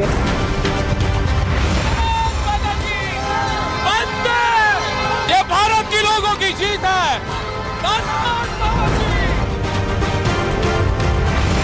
स्थिति तनावपूर्ण है। ठीक लाल किले के सामने मैं इस वक्त मौजूद हूं। कथित लोग हैं जो दरअसल यहां इन्होंने पूरा उत्पात मचाया हुआ है। सर, आज राज्य के मुख्यमंत्री है, इतने लोगों की डेथ हो गई है सर, लेकिन कोई जवाब नहीं है सर। अब तक एक्शन को लेकर भी कुछ नहीं किया sir. Shankar, are you apologetic or not? Shankar, are you apologetic or not? These are the visuals of Shankar Mishra accused who's being taken for the medical and then towards.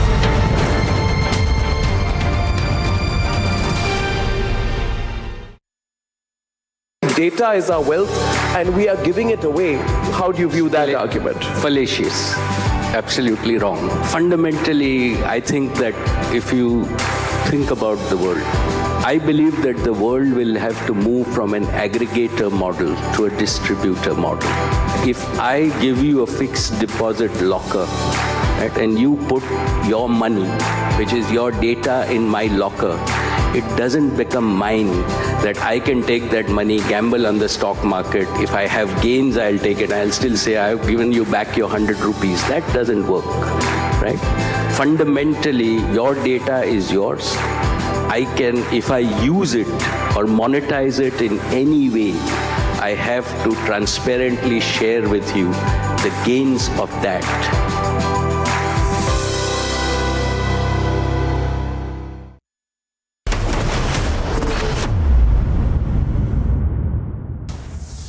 कौन क्या कर रहा है हमें उससे कोई मतलब नहीं। हम एक लक्ष्य को लेकर चल रहे हैं, महंगाई राहत, उसके अलावा हमारे कोई ध्यान जाते ही नहीं right left.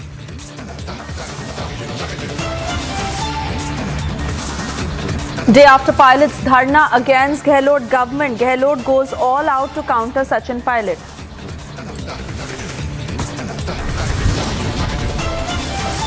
Sachin Pilot continues to put pressure on the High Command, meets top brass in the national capital.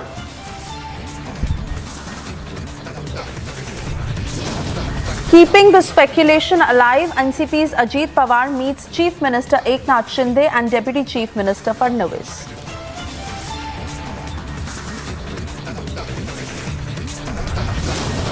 Top sources tell Republic a panicked Mahavikas Aghadi has raised Ajit Pawar issue with NCP Chief Sharad Pawar.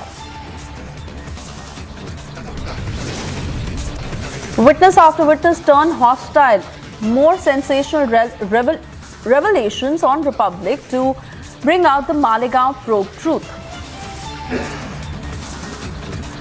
In less than 24 hours of announcing candidates, BJP firefights the growing dissent, series of meetings in Karnataka and Delhi.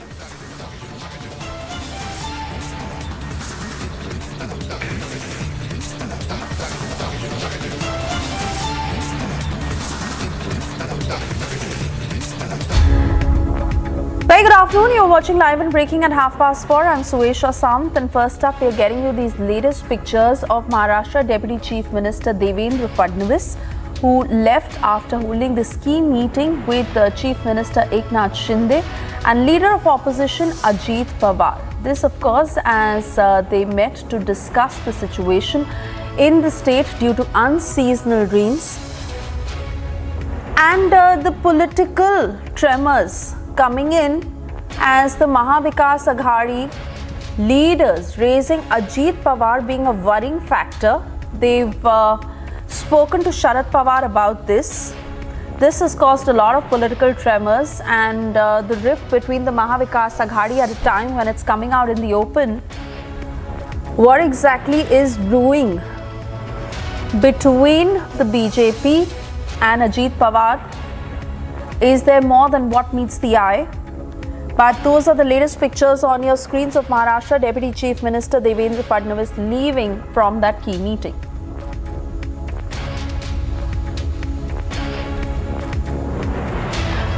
Cutting across to my colleague Alisha, who's joining us live on the broadcast. Alisha, while we get our viewers this internal scoop of how Ajit Pawar is a worrying factor for the Mahavikas Aghadi leaders and they've raised him with Sharad Pawar. Point is, what exactly are they worried about?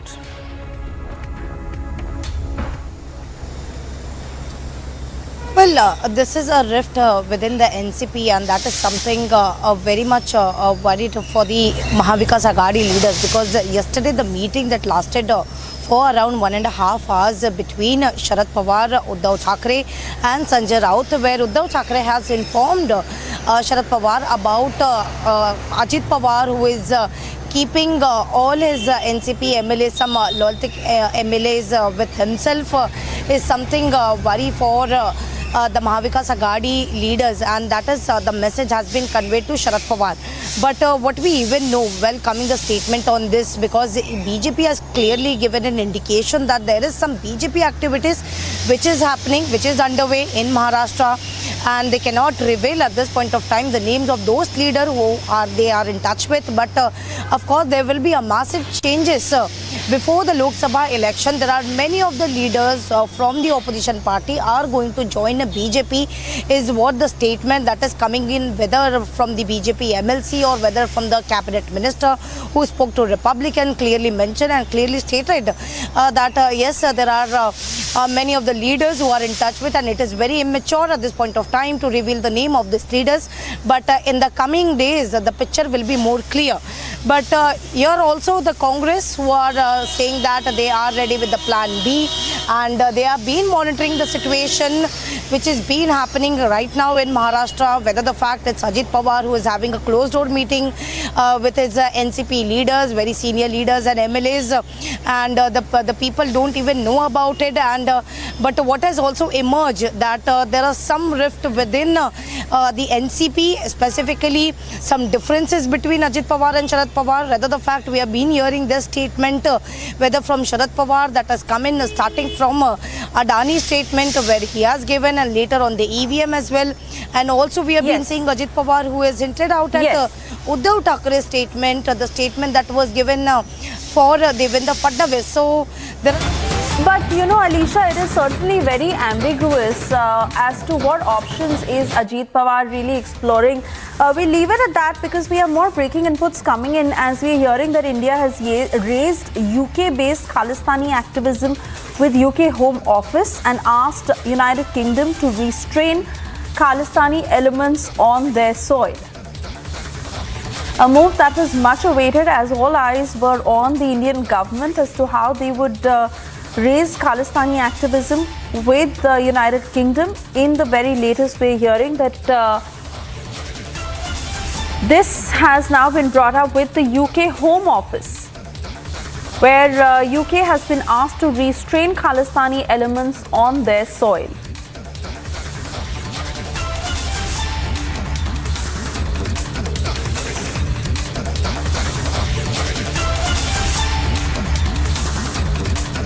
India has raised the Khalistan issue with United Kingdom, an extremely important move over concerns on misuse of UK's asylum status. This, as we understand, there have been several instances of Khalistani attacks in the United Kingdom itself. Most importantly, that picture of when the Indian flag was targeted and desecrated by Khalistani extremists, that too outside the Indian High Commission in London. And ever since, the Indian government has taken a very strong position. In the latest move, they've raised this matter with the UK Home Office and asked United Kingdom to restrain Khalistani elements on their soil. This, as we see, increasing attacks across the globe. I want to bring in Senior Executive Editor Abhishek Kapoor, who's with us on the broadcast. Abhishek, India having raised this with the UK Home Office, take us through the details of it and really to understand how this will translate into action and how strongly is the more important question. Well, Suesha, so this is part of the UK-India Home Office consultations that took place in New Delhi today. The Indian side was represented by Home Secretary, Union Home Secretary Ajay Kumar Bhalla. On the UK side, his counterpart Matthew Recraft was there, and he's the British counterpart insofar as the Home Office is concerned. And India clearly raised the issue of Khalistani activism from the UK soil. In fact, Home Secretary Ajay Bhalla told Recraft that the manner in which the UK soil is being used by these Khalistani elements inimical to India's territorial integrity and sovereignty, and the conduct of the UK authorities has been found wanting, and these elements should be restrained, they should be closely monitored, and that this political asylum policy of the UK has been misused by many of these elements who have got citizenship in the United Kingdom based on their Khalistani credentials, clearly indicating that there is an element of protection that these elements get from the UK establishment. So I think that plain speaking happened today in the India-UK Home Office consultations that took place in New Delhi, with the Home Secretary, with his counterpart, telling the UK side that the Khalistani activism that's happening from UK soil and in London particularly should be stopped and restrained, and that the UK establishment, particularly the Home Office, should be doing something about it. Remember, we saw those pictures coming out of vandalism taking place at and outside India's High Commission in London, and not just once but twice, and before that we have seen some Khalistani elements carrying out antisocial activities targeting Indian citizens and Indian diplomatic community in the United Kingdom. So I think that plain speaking was needed, much needed, and happening on the occasion of the joint India-UK Home Office consultations that took place in New Delhi, and we have come to know of this information just a while back. Suesha.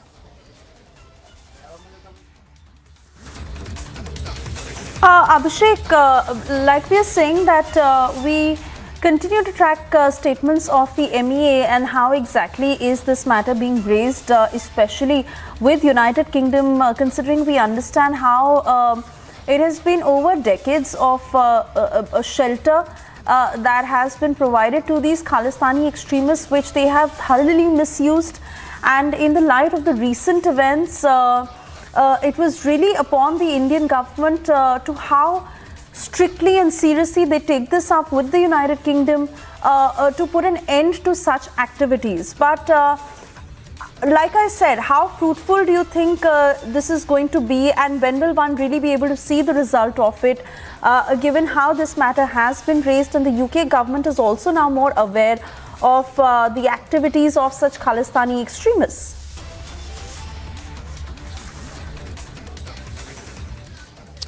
Well, it's not that the British side does not know about this, and the fact that the Home Secretary did some plain speaking, Suesha, and said that the policy of political asylum, for example, is perhaps being misused. If I could give the exact words that were used by our Home Secretary, it said that UK's asylum status, the misuse of the UK's asylum status by the pro-Khalistani elements to aid and abet terrorist activities in India. And hence we request that better cooperation be coming from the UK side and increased monitoring of UK-based pro-Khalistan extremists happens, and that the UK side takes appropriate proactive action. So obviously this is some really tough talk happening insofar as India is concerned, and insofar as the Khalistani activism taking place from the United Kingdom soil is concerned. This is obviously coming in the backdrop of the developments that took place over the last fortnight or so. And if I can go further, it says India's concerns over the breach of security of Indian High Commission were also emphasized. So the vandalism that took place outside Indian High Commission, that episode also raised with Matthew Recraft, whose exact designation is Permanent Secretary Home Office, and this was part of the 5th India-UK Home Office consultation. It's a mechanism that's in place to let the interior ministries, the home ministries of respective jurisdictions to coordinate and, understand each other's concerns. But it seems that some plain speaking and some tough talk has been done with the British side, given the kind of vandalism, the kind of targeting of Indian establishment we saw in London. Subsequently, of course, India reacted by downgrading the security around British establishments in New Delhi, including the UK High Commission and the residence of the UK High Commissioner in the Chanakpuri enclave, diplomatic enclave, essentially sending across a message that this is not how the Vienna Convention and the provisions should be flouted. the principle of reciprocity, which is integral to diplomatic conduct, is flouted. There was a demarche issued also to the highest diplomat of the UK High Commission when we saw the Deputy High Commissioner, I believe, of the United Kingdom being summoned to the Ministry of External Affairs and being issued a demarche. So important development there coming in insofar as Khalistani activism from UK soil is concerned. Abhishek, in fact, I request you to stay on with us because we are getting more breaking news from China this time. We are learning that sources have suggested that China is all set to close airspace north of Taiwan between the 16th to the 18th of April. What more can you share with us on this, Abhishek?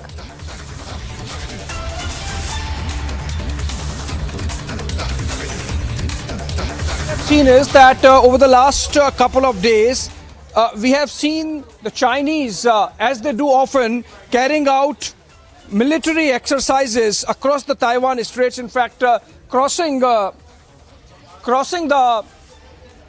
Taiwan median line, as it is called, and in between, we have seen statements coming in from the Chinese side where they say that they are ready for military action. Also, obviously, this is retaliation to Taiwanese President Tsai Ing-wen,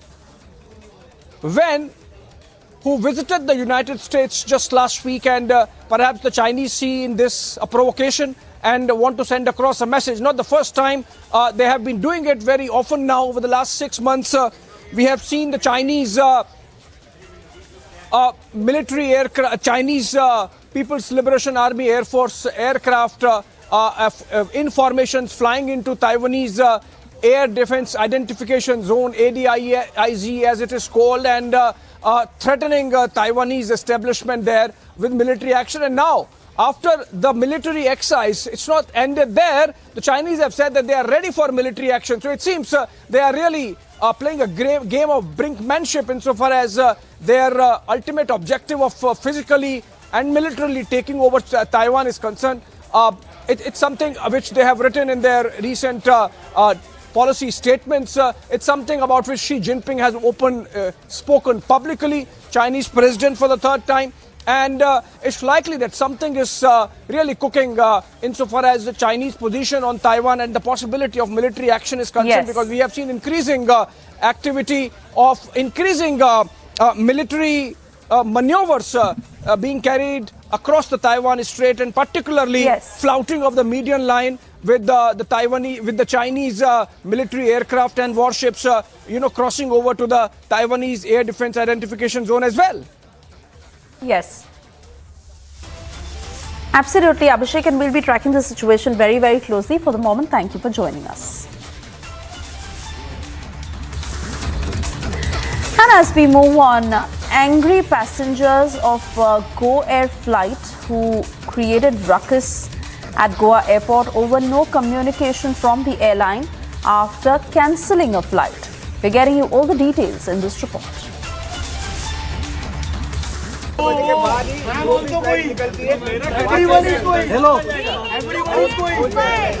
Massive ruckus witnessed at Goa airport.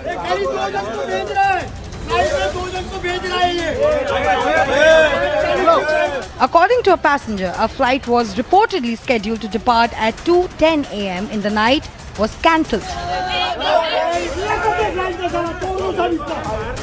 The passengers waiting at the airport were informed about the cancellation at 1:30 a.m.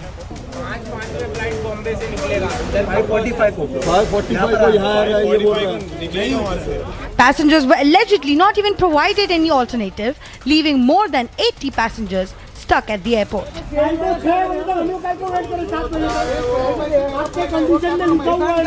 This led to an argument at the airport between the passengers and the airline staff. After hours of wait, at 6:30 a.m. in the morning, another flight was arranged by the airline. Bureau Report, Republic TV.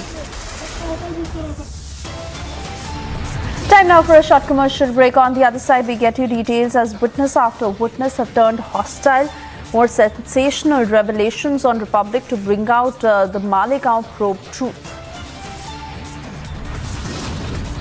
And in less than 24 hours of announcing their candidates, BJP firefights the growing dissent.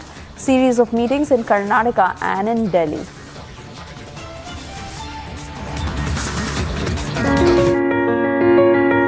Dear viewers, in a few days we are bringing to you once again the Republic Summit. And this year our theme is fittingly about how this is a time of transformation. Yes, this is a time of transformation for an India that is growing 4 times faster than the world average. It is a time of transformation for an India whose manufacturing exports grow 40% year on year on the back of COVID, while China witnesses a major loss. This is a time of transformation, of opportunity for India that has let go of the dollar hangover, and the rupee is closer to being accepted as international currency. And nearly 60% of all digital payments are already UPI based. Isn't this the very moment to come together and think of how we can make the transformation even quicker?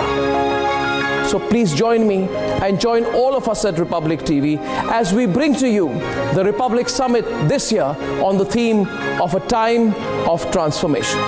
See you there.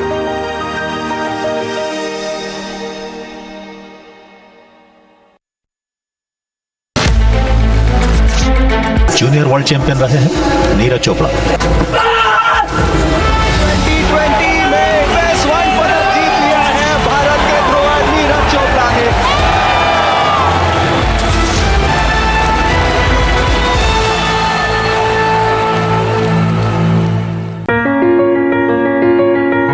Dear viewers, in a few days we are bringing to you once again the Republic Summit. And this year our theme is fittingly about how this is a time of transformation. Yes, this is a time of transformation for an India that is growing 4 times faster than the world average. It is a time of transformation for an India whose manufacturing exports grow 40% year on year on the back of COVID, while China witnesses a major loss. This is a time of transformation, of opportunity for India that has let go of the dollar hangover, and the rupee is closer to being accepted as international currency. And nearly 60% of all digital payments are already UPI based. Isn't this the very moment to come together and think of how we can make the transformation even quicker? So please join me and join all of us at Republic TV as we bring to you the Republic Summit this year on the theme of a time of transformation. See you there.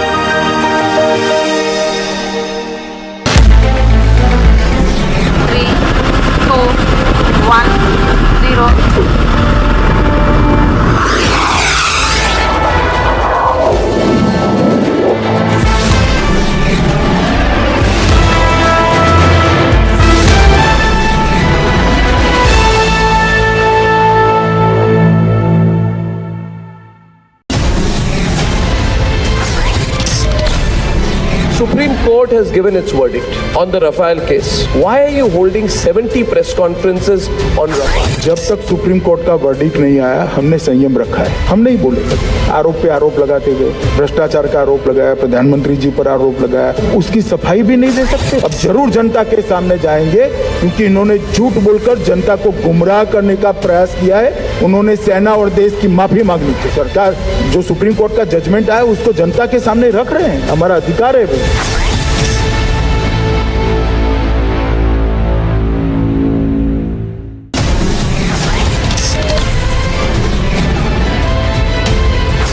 What do you see our country as in 2030 in diplomatic and political terms? I see more change between now and 2030 than I saw in the last 40 years.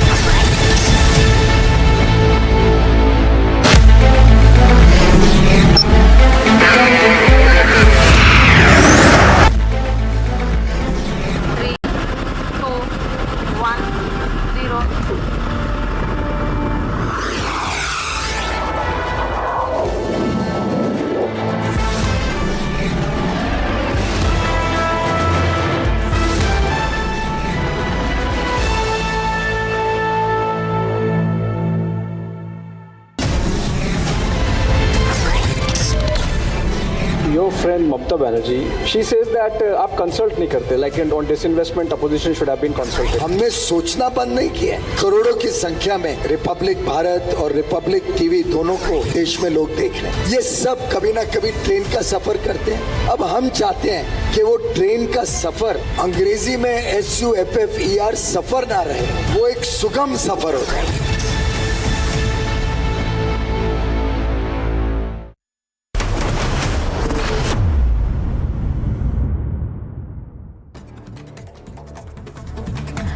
Congress President Mallikarjun Kharge said that opposition leaders have decided to contest the upcoming elections together. Addressing the media after meeting with opposition leaders, including Bihar Chief Minister Nitish Kumar, Tejashwi Yadav and the others, Kharge said that the leaders had a historic meeting and discussed several issues. He also said that the parties reached a consensus on fighting elections as one.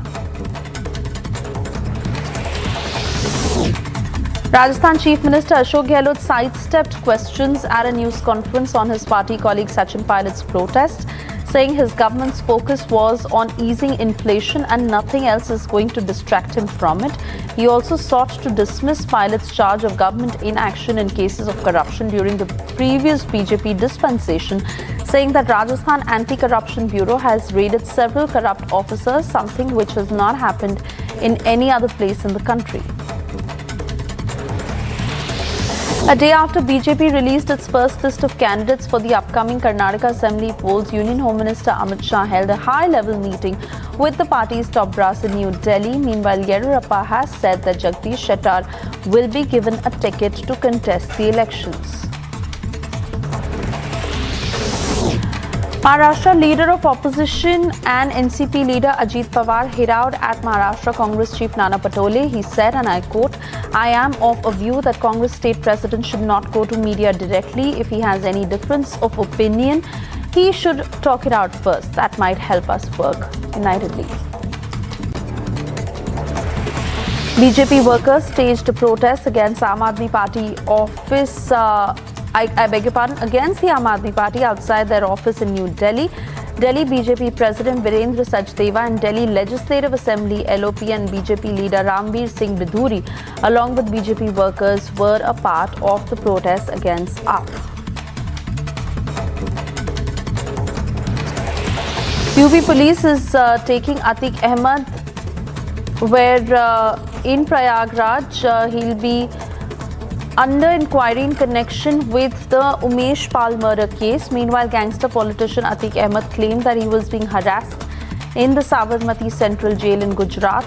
On the 24th of February, Umesh Pal was shot dead.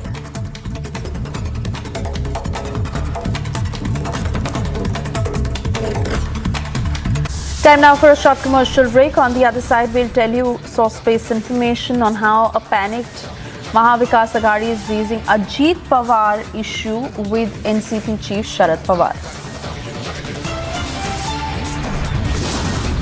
And witness after witness turning hostile, more sensational revelations on Republic to bring out the Malegaon probe truth.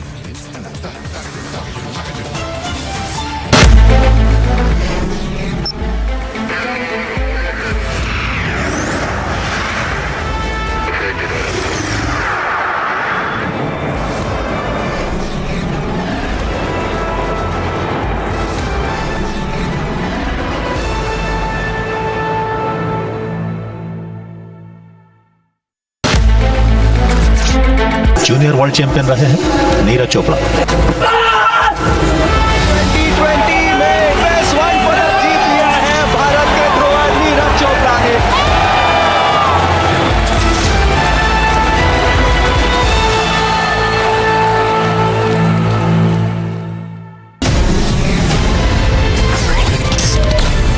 Why you say that elections don't matter? Because you cannot win elections.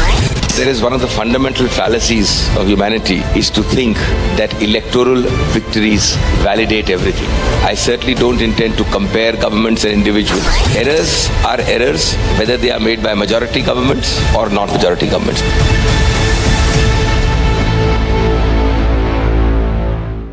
दशकों पुरानी समस्याओं का समाधान होते हुए आज देश अपनी आंखों के सामने देख रहा है। और कभी कभी लोग कह भी रहे हैं कि हमने सोचा नहीं था कि हम जीते जी ये देख पाएंगे। ऐसा कई लोग कहते हैं और इसके दो प्रमुख कारण हैं। पहला, भारत के 130 करोड़ लोगों का आत्मविश्वास जो कहता है yes, it is India's moment.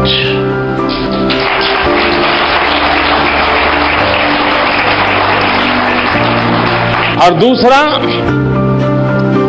Bharat के 130 करोड़ लोगों की सोच जो कहती है nation first.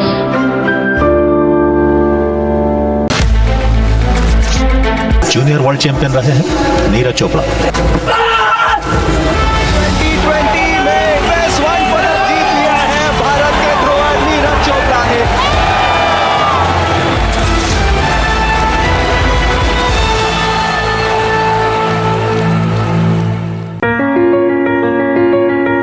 Dear viewers, in a few days we are bringing to you once again the Republic Summit. And this year our theme is fittingly about how this is a time of transformation.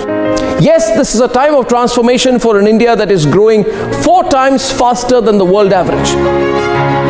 It is a time of transformation for an India whose manufacturing exports grow 40% year.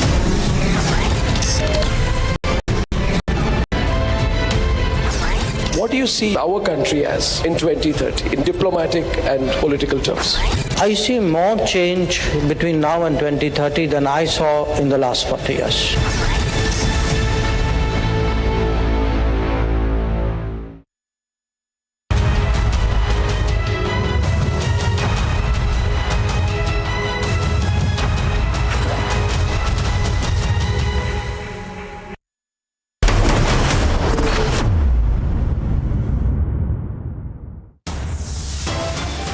कौन क्या कर रहा है हमें उससे कोई मतलब नहीं। हम एक लक्ष्य को लेकर चल रहे हैं, महंगाई राहत। उसके अलावा हमारे कोई ध्यान जाते ही नहीं right left.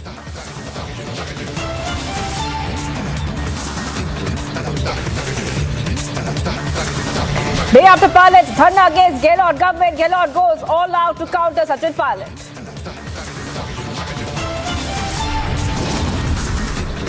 Sachin Pilot continues to put pressure on High Command, means top brass in the national capital. Keeping the speculation alive, NCP's Ajit Pawar meets Chief Minister Eknath Shinde and Deputy CM Fadnavis.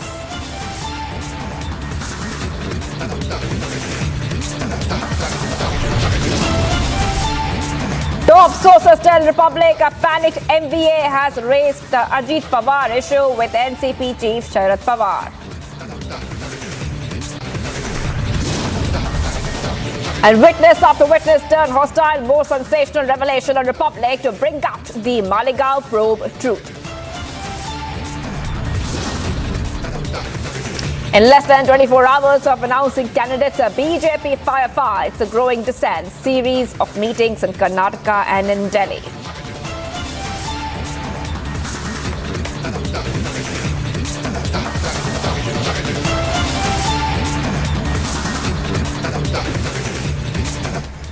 Viewers, we're live and breaking this Wednesday evening. I'm Shivangi Shukla, getting you the latest on India's #1 news network, Republic.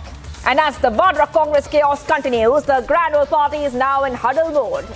Sukhjinder Singh Randhawa has now reached out to Kharge, and sources suggest that Randhawa will hand over the complete report on Pilot revolt to Kharge. And it is only after this that Pilot might meet him and Kharge as well. Meanwhile, in Rajasthan, Gehlot held a press conference, fighting it out in the open.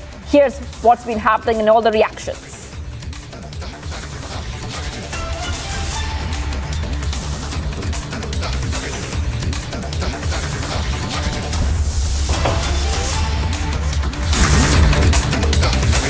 आपके कुछ अपने हैं, वो भी सवाल खड़े कर रहे हैं। अच्छा माहौल बन रहा है, नैरेटिव सरकार के प्रति बदल रहा है, चाहे सचिन पायलट हो या अन्य नेता हो। क्या उनकी बयानबाजी से लगता नहीं कि स्कीम्स से लोग गुमराह होते हैं? या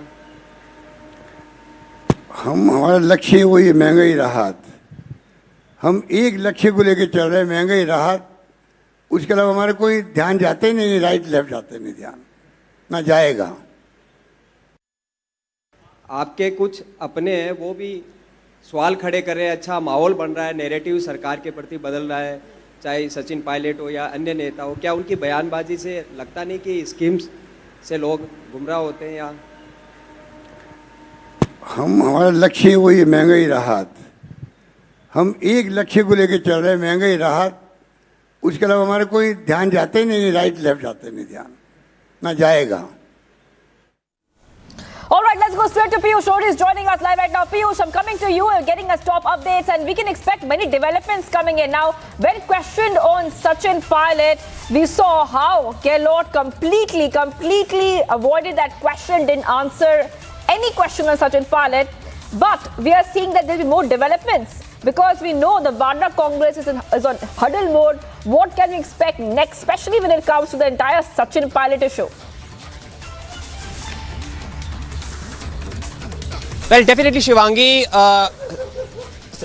Ashok Gehlot might have deflected the question which was raised to him on Sachin Pilot, but that definitely does not seem that Congress is taking the dissent of Sachin Pilot very lightly. In fact, while I'm speaking to you from outside the residence of Sachin Pilot, let me tell you that the Congress party over here at the national capital is in the huddle mode, and what we have been told by the sources is that Sukhjinder Singh Randhawa, the Rajasthan Congress chief, has already visited at the Congress headquarters where he is meeting the top leadership and probably discussing about the plans of how to placate Sachin Pilot. Meanwhile, while we are reporting outside the residence of Sachin Pilot, let me tell you that from the morning itself, Sachin Pilot has been in his house and he has been keeping a close eye what we know of the entire incident. Now, will he today meet the top?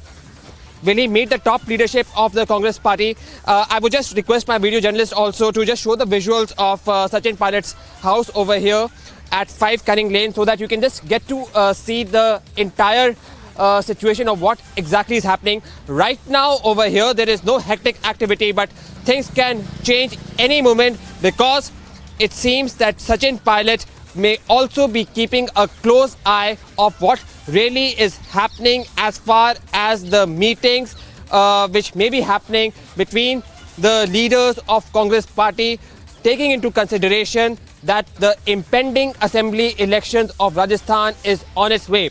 So far you can see that there is no hectic activity over here at Sachin Pilot's residence, but things can change anytime and we may expect that perhaps in the evening, Sachin Pilot may meet some of the top leaders in the Congress party. Back to in the studio. Right. So Piyush, you're getting us top updates right now. So the big speculation is he might meet with the AICC in charge of Rajasthan, and then we are also coming to know that sources close to Pilot saying that no meeting has been fixed yet. So is the meeting likely after the Congress in charge will submit the report to Kharge? Is that what's coming out? Well, what it seems over here is, and while I speak, I would again request my video journalist Vijay Surinder Saji to just show the images of the official residence of Sachin Pilot. It seems that Sachin Pilot too, like Ashok Gehlot, is keeping his cards close to his chest. He does not want to reveal of what his actual plans are. So yes, we have been reporting from his residence outside since morning, and since morning itself he has been inside his residence. So yes, it seems that he is keeping a close eye of what actually is happening. He is keeping a close eye of perhaps the meeting which is happening right now, in which the AICC Congress chief Sukhjinder Singh Randhawa is meeting the top leaders of the Congress party and perhaps appraising them of the entire situation. But it will be interesting to see now from here on that will Sachin Pilot meet top leaders of the Congress party today over here at the national capital and discuss about his grievances and more importantly his aspirations. Back to in the studio. Right. Take our viewers to the developments from yesterday. Now, yesterday, On Tuesday, Pilot had started on a day-long fast in Jaipur, urging the Ashok Gehlot government in Rajasthan to act on alleged cases of corruption with the BJP. With the BJP government back then under Vasundhara Raje. So that's what Pilot said. But on the other hand, we saw how the Congress leaders hit out at Sachin Pilot, calling it, and this is what they said, they're calling it anti-party activities. They term the dharna as an anti-party activity, Piyush. So Shivangi, what I can tell you is that the Cold War, the reported Cold War between the Sachin Pilot camp and Ashok Gehlot camp has been brewing for many years. And what you could see yesterday was again an example of an acrimonious and an uneasy relationship between the Sachin Pilot camp and the Ashok Gehlot camp. Yesterday, even though Sachin Pilot had organized a protest in relation to the kind of inaction by the Gehlot government against the BJP corruption, it was again an opportunity by several leaders which are loyal to the Gehlot government to hit out at Sachin Pilot camp. Will the Sachin Pilot camp take this lightly? Only time will tell. But so far, we are reporting over here from the Sachin Pilot official residence, where we expect some big action to be happening soon. Back to the studio.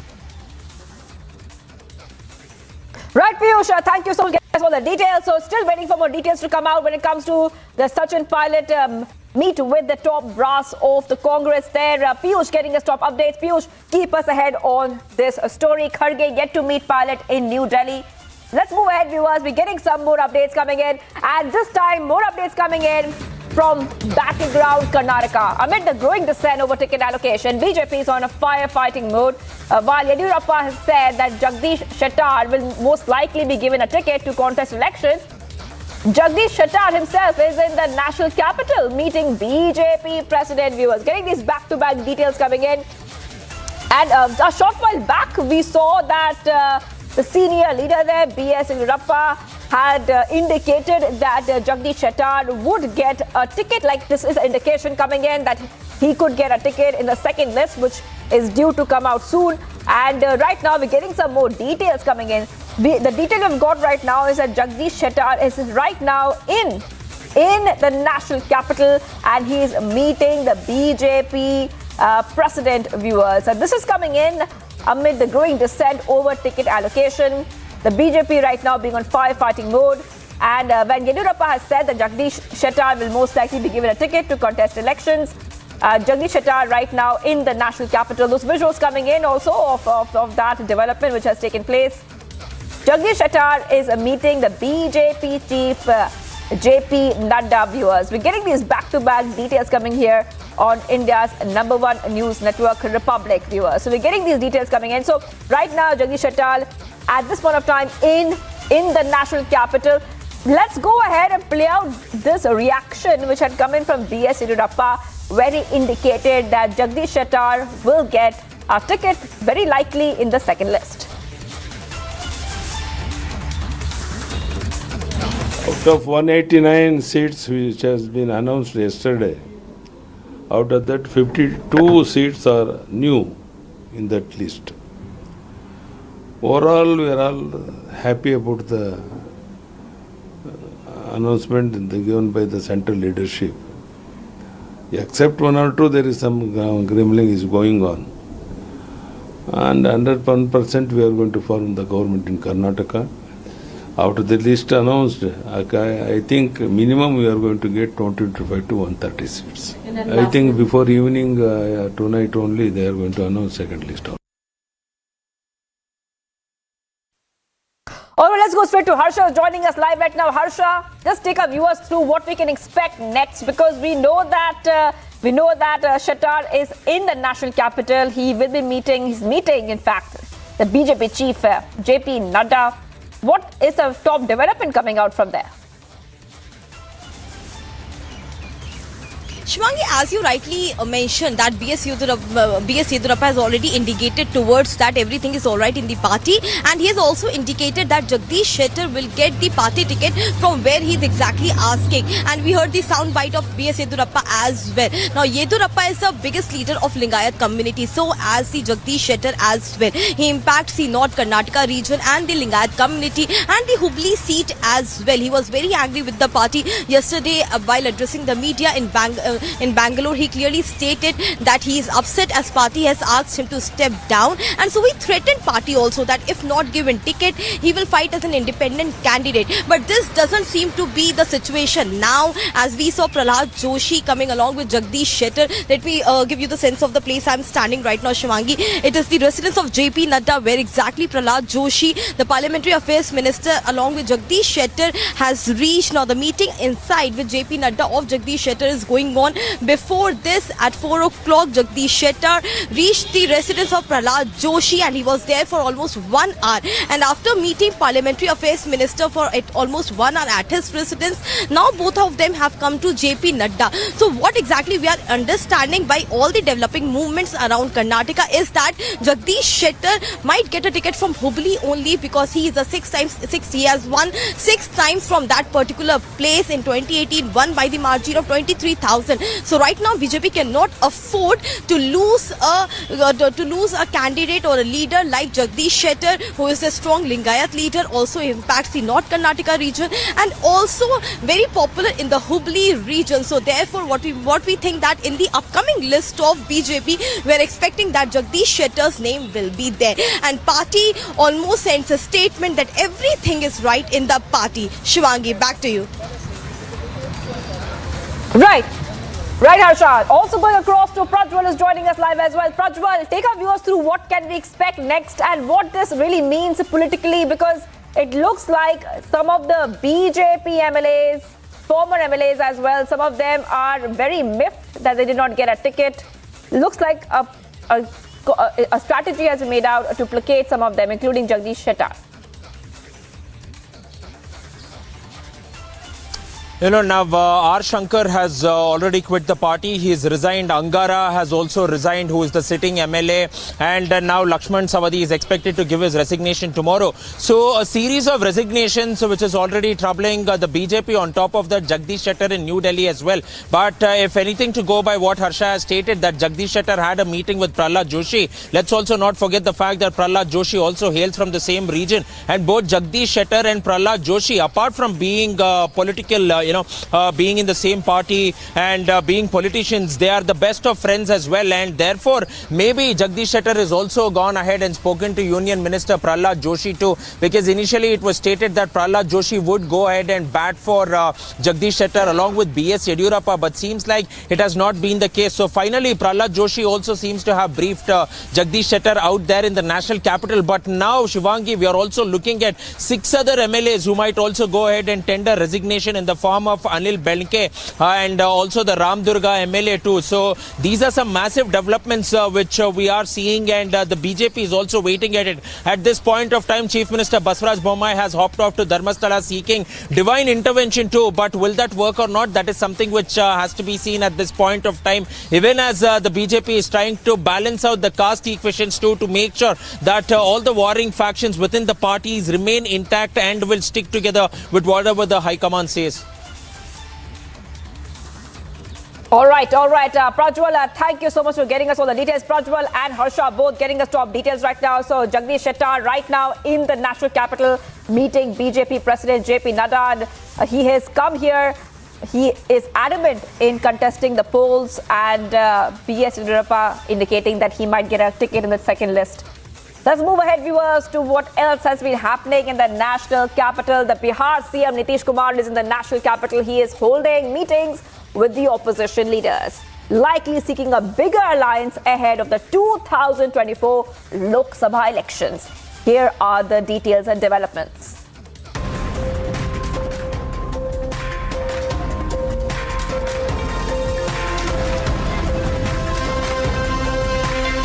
Leaders in the national capital.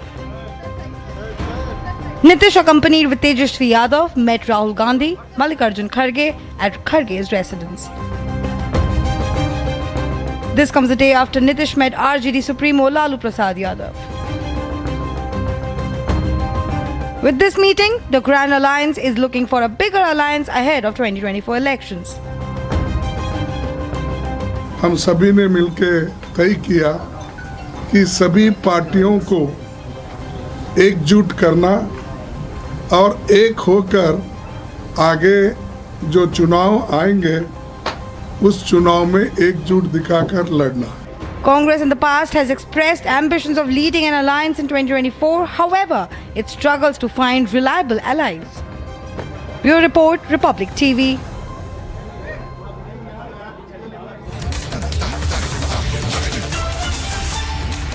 Viewers, let's go back to what else is happening in the national capital. And as the Vadra Congress chaos continues, the Grand Old Party is on huddle mode right now. Sukhjinder Singh Randhawa has reached out to Kharge, and sources suggest that Randhawa will hand over the complete report on Pilot revolt to Kharge. And it is only after this that Pilot might meet Kharge. This is the big update coming in right now. Meanwhile, in Rajasthan, Gehlot held a press conference fighting it out in the open, viewers. So we are seeing what is happening there in Rajasthan, a Pilot versus Vadra Congress. That's the big update coming in. A short while back, like we just told you, when questioned on the Sachin Pilot issue, Gehlot refused to answer. He completely refused to answer those questions. He completely ducked those questions. And this coming in as Pilot started a day-long fast in Jaipur yesterday. Now, some leaders in the Vadra Congress called the day-long fast in Jaipur conducted by Pilot as anti-party activity. So right now, there's a key meeting also happening on the Pilot issue. That's what we're learning so far. A key meeting is taking place. And in this key meeting, this meeting is between Sukhjinder Singh Randhawa and Kharge. And after a report will be submitted, that's when we believe that Pilot will be able to meet Kharge. So that meeting might be taking place in the evening, viewers. We're getting these back-to-back details coming here on India's #1 news network. Now, the senior Congress leader, Sachin Pilot, is already in Delhi just a day after he observed a fast in Jaipur demanding action and cases of alleged corruption under the previous Vasundhara Raje-led BJP government in Rajasthan. So right now, key meeting is happening right now over Pilot.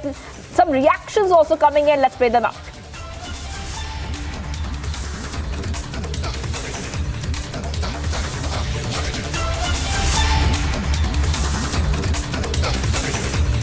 आपके कुछ अपने हैं, वो भी सवाल खड़े कर रहे हैं. अच्छा माहौल बन रहा है, नैरेटिव सरकार के प्रति बदल रहा है, चाहे सचिन पायलट हो या अन्य नेता हो. क्या उनकी बयानबाजी से लगता नहीं कि स्कीम्स से लोग गुमराह होते हैं? या हमारा लक्ष्य वही महंगाई राहत. हम एक लक्ष्य को लेकर चल रहे हैं, महंगाई राहत. उसके अलावा हमारा कोई ध्यान जाते ही नहीं, राइट लेफ्ट जाते नहीं, ध्यान ना जाएगा. अगर आप अखबार उठाएं तो आज सीएम गहलोत साहब दिखते हैं घोषणा करते हुए राहत के लिए, और उसी पेज के ऊपर फिर दिखाई देते हैं उन्हीं के एक नेता राहत मांगते हुए. तो ये अपनी ही पार्टी के अंदर जब किसी को राहत नहीं दे सकते तो ये प्रदेश की जनता को राहत कैसे देंगे? और इनकी ये रीति रही है कांग्रेस की. चुनाव आते आते आप देखिए हर राज्य के अंदर पता नहीं, या तो ये कहते हैं कि इस षड्यंत्र को रचो, नहीं तो ये अपने आप ही होता है. पंजाब में आपने देखा यही हुआ, छत्तीसगढ़ के अंदर झगड़े हो रहे हैं इनके, और तो और राजस्थान के अंदर ये झगड़े पिछले 4-4.5 साल से सबको नजर आ रहे हैं. सत्ता का नशा इतना ज्यादा कि राजस्थान वालों के साथ धोखा.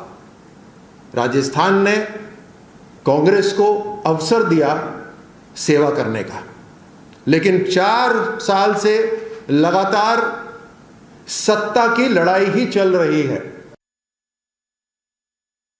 और जैसे मैंने कहा कि ये कांग्रेस की रीति रही है, डिवाइड एंड रूल. अब गांधी परिवार जिसको कोई स्ट्रैटेजी नहीं बना सकते, आगे का कोई विजन नहीं है, पूरी तरह एक्सपोज हो चुके हैं, भ्रष्टाचार के अंदर पूरी तरह से लिप्त हैं, देश तोड़ने के लिए बाहर के विदेशी ताकतों को इनवाइट करते हैं, देश के अंदर जो देश तोड़ने वाली ताकतें हैं उनके साथ जाकर खड़े हो जाते हैं टुकड़े टुकड़े गैंग। आतंकी जब मारे जाते हैं तो आंसू बहाते हैं ये लोग। ये ऐसे परिवार की जो डिवाइड एंड रूल पॉलिसी है कि बने रहने के लिए कांग्रेस को ही डिवाइड करके रखो, ये उसका हिस्सा है। All right, viewers. So this is the big update, the key meeting which has happened already. This is over Sachin Pilot's show. Now, what we know so far, Rajasthan in charge of the Congress, Randhawa is meeting Kharge. After he gives his report to Kharge, that's when the meeting is likely between Kharge and Sachin Pilot later on. Many reactions coming in. Let's go and play out the reaction of the Rajasthan in charge and also what the BJP's Anurag Thakur had to say.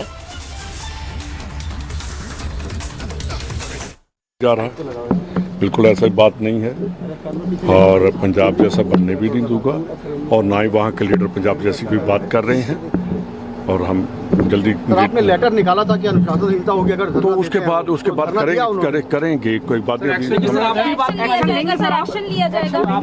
आपकी बात देखेंगे, अभी उन सभी से बात करेंगे, पूरा घटनाक्रम देखेंगे। कल जो उन्होंने भाषण दिए हैं, जो भी किया, उनको मैं स्टडी कर रहा हूँ।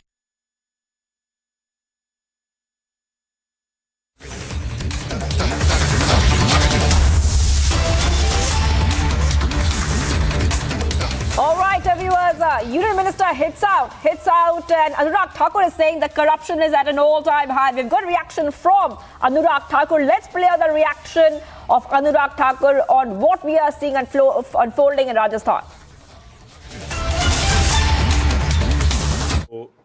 सचिन पायलट जी ने जो मुद्दा उठाया है करप्शन का, मैं उसके साथ सहमत हूँ।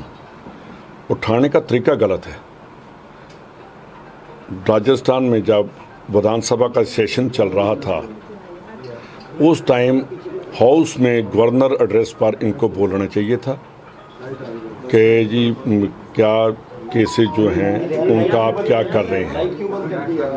वो उनको एक बहुत बढ़िया प्लेटफॉर्म था जहां अपनी पूरी स्टेट की बात और लोगों को पता चलता कि सचिन पायलट करप्शन के अगेंस्ट, वो सीएम को उसका जवाब देना पड़ना था वहाँ कि जो आप बोलते हैं विधानसभा में, उसके लिए वो उनको बाउंड होना पड़ता है कि उसके ऊपर क्या पड़ेगा। वो भी छोड़ दिया। मैं वहाँ का प्रभारी हूँ। मेरा ख्याल है कि उतनी बार मेरी और सीएम की मीटिंग नहीं हुई जितनी बार मेरी और सचिन पायलट की मीटिंग होती है, क्योंकि मेरा 86 से इस परिवार के साथ, इस फैमिली के साथ रिलेशन है। तो मैंने एज ए पोलिटिकल आदमी, जब पॉलिटिशियन या लीडर, इनको कभी नहीं लिया। मेरे को बता देते कि जी एक बहुत बड़ा इशू है, आप इसको करिए। और साथ ही साथ इनको ये भी कहना चाहिए था कि गजेंद्र सिंह शेखावत का जो संजीवनी है स्कैम, उसकी अभी तक अरेस्ट क्यों नहीं हुई जी? उसके आगे इनको कहना चाहिए था कि उसकी अरेस्ट करो और साथ ही सुंदरा के जो केस हैं उनकी इंक्वायरी करो। वो तो था पार्टी का है वो सब। दूसरी बात जो, हाँ मैंने कहा कि ये एंटी पार्टी है। जो मैंने पहले दिन इनकी इंटरव्यू जो इन्होंने प्रेस कॉन्फ्रेंस की, वहाँ मेरे को नहीं लगा कि ये प्रो पार्टी है। अगर जो बातें मैंने कही हैं, अगर वैसे बात की जाती तो मैं कहता कि ये प्रो पार्टी है। तो अब बात करेंगे। आज भी मैं यहाँ हूँ, आज भी आधा घंटा बात हुई है, कल फिर करेंगे। और पूरा जो इनके जो घटनाक्रम वहाँ जयपुर में हुए, आज के नहीं जो पिछले भी हुए, उन सब को मैं इकट्ठा करके उसका एनालिसिस करूँगा कि कहाँ हम खड़े हैं, कहाँ गलती हमारी है, कहाँ उनकी गलती है, और पूरा मैं रिपोर्ट दूंगा। अनुशासनहीनता मानते हैं कि सचिन पायलट ने जो किया है अनुशासनहीनता है, वो अनुशासन। मेरा ख्याल के जितना मैंने बोल दिया है, अब उसमें से आप निकालिए कि मैंने जो कहा है तो वो प्रो पार्टी है कि या एंटी पार्टी है। रंधावा जी, ये जो एंटी पार्टी एक्टिविटी, ये चीज राजस्थान में पहले भी सुनने को मिला था। जब विधायक दल की बैठक नहीं बुलाई गई, उस समय भी कहा जा रहा था कि उन नेताओं के खिलाफ कार्रवाई होगी क्योंकि वो पार्टी विरोधी गतिविधि कर रहे थे। पार्टी का अगर मैं उस टाइम होता तो आपको मैं उस बात का भी आज जवाब दे देता। मैं एक बहुत और किस्म का पॉलिटिशियन, मैं पॉलिटिशियन नहीं हूँ, मैं तो सीधा साधा एक जट आदमी हूँ कि जो ठीक है उसको ठीक कहूँगा, जो गलत है उसको गलत कहूँगा। लेकिन सर एक बात बताइए, लेकिन सर आपके नोटिस के बाद अनशन वहाँ पे किया जाता है, आपको नहीं लगता है कि अनुशासन? आप मेरे को 2 दिन का तो टाइम देंगे, फिर मैं आपको बताऊंगा। इनके सवाल पर कि उस समय आप होते तो कार्रवाई करते, आपको लगता है आज आप हैं तो आज देखिए कार्रवाई तो कई बार होनी चाहिए थी, जो नहीं हुई। अब वैसा नहीं होगा, अब कार्रवाई होगी।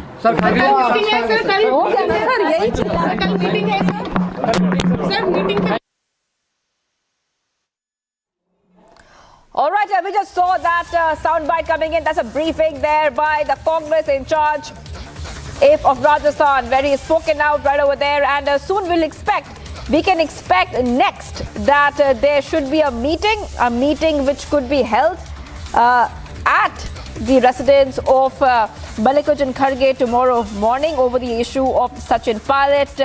So that is what we're learning so far, viewers. We're getting these back-to-back details coming in, where we are seeing that the Congress saying there will be some kind of action which will be taken. So this is a very big development coming in. Sachin Pilot is already in Delhi a day after that dharna which took place. He had observed a fast in Jaipur demanding action in cases of alleged corruption under the previous Vasundhara Raje-led BJP government in Rajasthan. But a lot of Congress leaders have called this move by Sachin Pilot anti-party. So that's what they have said. But right now, after that briefing of the Congress in charge, they're saying that they should have acted earlier but will act now. We're getting more details coming in on this issue. A meeting will be held at the residence of Congress National President Mallikarjun Kharge tomorrow morning over the issue of Sachin Pilot. And the Congress saying that some kind of action can be expected in this case, viewers. We're getting these details coming in. Remember that Sachin Pilot had defied the Congress central leadership's warning that the move would be considered anti-party, and even after the Congress central leadership said that the dharna is not a very good idea, still Sachin Pilot held that dharna. He went ahead with his fast from 11 a.m. to 4 p.m. yesterday, and he is in fact in the national capital right now. Rajasthan Congress in charge saying that we will act now, and according to the sources, what they have told Republic TV, a report is being prepared right now. Sources suggest that the Congress in charge will hand over a complete report on the Pilot revolt to Kharge, and it is only after this that Pilot might meet Kharge later on, viewers. A short while back, Gehlot also held a press conference, and he has not commented on the Sachin Pilot issue, but we're getting these back-to-back details coming in. Let's go straight to Ashok Kapoor, who's joining us live. Ashok, take us through what this really means, because the Vadra Congress is saying that some kind of action will be taken. What can be expected next, Ashok? But there is only one action which can be taken, that is to expel Sachin Pilot, and Sachin Pilot is exactly looking for that. Sachin Pilot wants the martyr card. Sachin Pilot wants to go to the people of Rajasthan right prior to elections, saying that it is Ashok Gehlot who has acted against him. This is exactly what Ashok Gehlot doesn't want. Ashok Gehlot does not want him to play around with that martyr's card, but it doesn't seem there is any choice left with the Congress party. Sachin Pilot has given ample amount of time to the Congress to decide whether they want to stay with Ashok Gehlot, because he cannot be a part of his cabinet. He needs to be the chief minister. That was the promise made to him, according to him, by the senior most leaders of the Congress, that is the Gandhi family. And that promise, like to several other leaders of the Congress party who have left the Congress fold now, has not been lived up to. And the action which is being indicated is only one, that is to expel Sachin Pilot. But will that happen? Because the minute that happens, Sachin will go to the people of Rajasthan and say that, look, I raised your issue, I raised the issue of corruption, I raised the issue of law and order, I only stand for the people of Rajasthan, hence I even raised the issue in front of my own party because of Rajasthan and the people of Rajasthan, and I have been acted upon because I only wanted betterment for the people of the state. So he's going to play the martyr card all out. That's the political strategy, it seems, as of now. And if Congress gives him that opportunity, that he is not going to let even one stone unturned to make that impact in the upcoming assembly polls, but he would need support. And hence we are being told not one but at least half a dozen senior leaders who are either right now independent candidates, independent leaders or of the BJP also might join in this bandwagon under the leadership of Sachin Pilot. Sachin is not going to accept the leadership under any circumstance of anyone else. Back to you, Mr. Studio. The person you are. Right, Aishwarya. Aishwarya is getting us all the details right now. Aishwarya, I'm coming back to you right now because, you know, what we are expecting next is that some kind of action will be taken. That's what the Congress is saying. But how do you see things moving politically? Because on one hand, Congress in charge saying some action will be taken. On the other hand, Gehlot has completely refused to comment on the Sachin Pilot issue.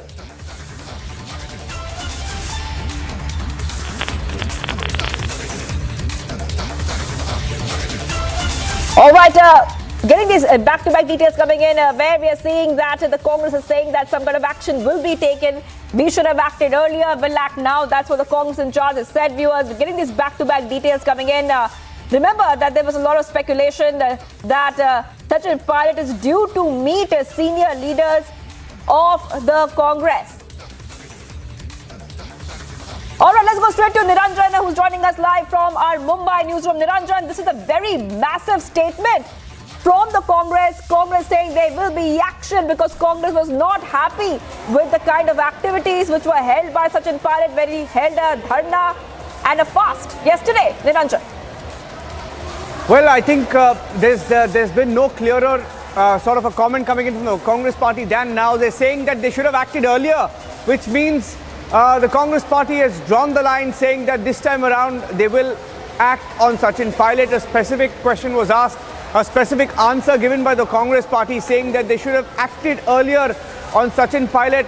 That's a big statement from the Congress. In fact, this is the Rajasthan state in charge who had earlier questioned Sachin Pilot's action to go on that sit-in dharna yesterday.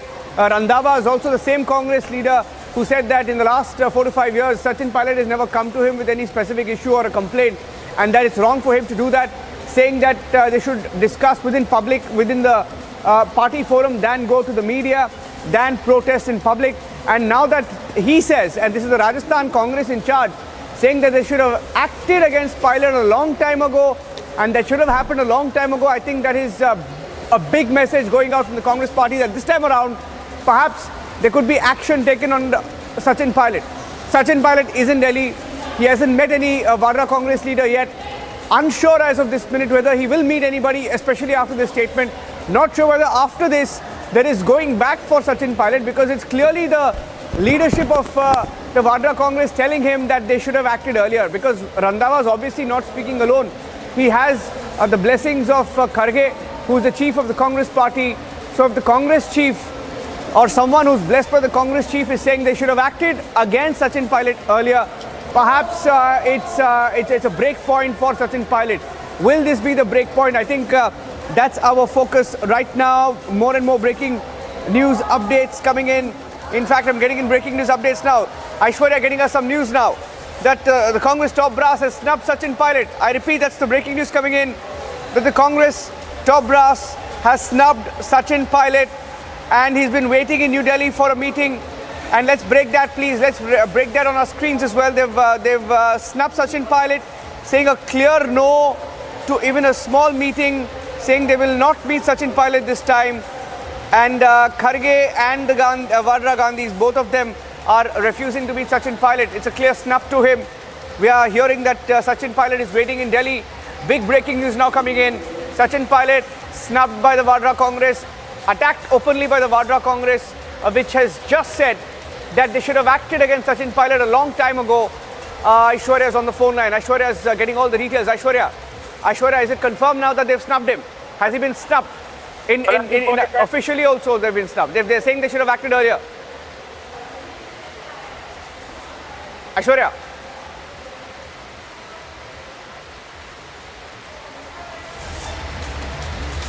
Aishwarya, can you hear me? I think I just lost the line there with Aishwarya. We'll just reconnect him once again. But Aishwarya getting in details that the Vadra Congress has snubbed Sachin Pilot. They've refused to meet him in the national capital. He's been camping in the national capital since last night, waiting for a meeting. And the Vadra Gandhis have said no to him. saying that they don't have time to meet him. No time has been given to him so far. That's the breaking news update coming in.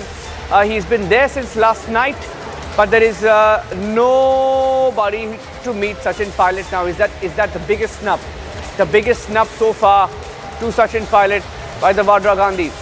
In fact, you just heard a leader go on record, Randhawa say on record in a news conference that they should have acted against Sachin Pilot much earlier. And then you have this news coming in now that Aishwarya is breaking the story. Let me go across to him. Aishwarya, are you there? Can you hear me now? But absolutely, Niranjan, and we are being told that the statement of the BJP state in charge has come right after that, where he has said that now action is imminent. We are being told that the top leaders, including that of the BJP the Congress national president, beg your pardon, Mallikarjun Kharge, has categorically replied back to the appeal of Sachin Pilot that he will only have time after he has sorted out the Karnataka list for the Congress. So he has taken a time for 4 to 5 days. As far as both the Gandhis and the Vadras are concerned, they have completely snubbed. There is no reply back to Sachin Pilot. They've said they do not have time right now. So Sachin Pilot, who awaits a meeting in the national capital, is not getting any window of a meet with the top brass of the Congress leader. And at this point of time, if the Congress decides to take action against him, Sachin will go back with a martyr's card. That is something which Ashok Gehlot doesn't want. But this fight is no more between Sachin and Ashok Gehlot. This is now between Sachin and the Gandhis, Sachin and the Congress party. So it really needs to be decided what's going to happen next. But there is no place for Sachin in the state unit of the Congress party. Sachin cannot work under Ashok Gehlot. That's clear. Sachin wants to be the chief minister. Ashok Gehlot doesn't want to resign. And as said very clearly today, it's no more between Sachin and Ashok Gehlot. It's Sachin versus the Gandhis. It's Sachin versus the promise which was made to him. Because Sachin has always said, according to sources, that he was promised the chief ministership at least 2 years prior. And that is something which was the promise of not Ashok Gehlot, but the so-called first family of the Congress party, the Gandhis, Rahul Gandhi, Sonia Gandhi, Priyanka Gandhi, Vadra, and they have, as to several other, at least a dozen leaders who have now decided to part ways from the Congress party, have always said that their promises were not lived up to. They tried to do what all was told to them. Similar seems to be the case with Sachin Pilot. But this time around, Sachin seems to have made up his mind after this protest. He's landed in Delhi, trying to give a message to his people that he tried to reach out to the Congress, but the Congress has not reached out to them. So if he leaves the Congress, the only issue is now whether Sachin resigns or is Sachin fired. That is the only point. Sachin would want to be fired because then he can use that martyr card, politically speaking, and that is exactly what Ashok Gehlot wouldn't want. Because with that martyr card, Sachin will go back to the people, and there is a strong pocket where Sachin Pilot still hails a lot of support. The Gujar community still hails to Sachin Pilot and his late father, Shri Rajesh Pilot, and that is the point where Ashok Gehlot understands. Ashok Gehlot was a contemporary of Sachin's father, and that tussle has been going on for a long, long time. Ashok Gehlot understands that there is a large faction of support for Sachin Pilot in the state of Rajasthan, and the way Sachin has taken on Vasundhara Raje Scindia and raised the issue of corruption. As soon as you raise the issue of corruption, it is not against Congress or BJP. It is for the people of the state, and that is what Sachin wants to concentrate upon.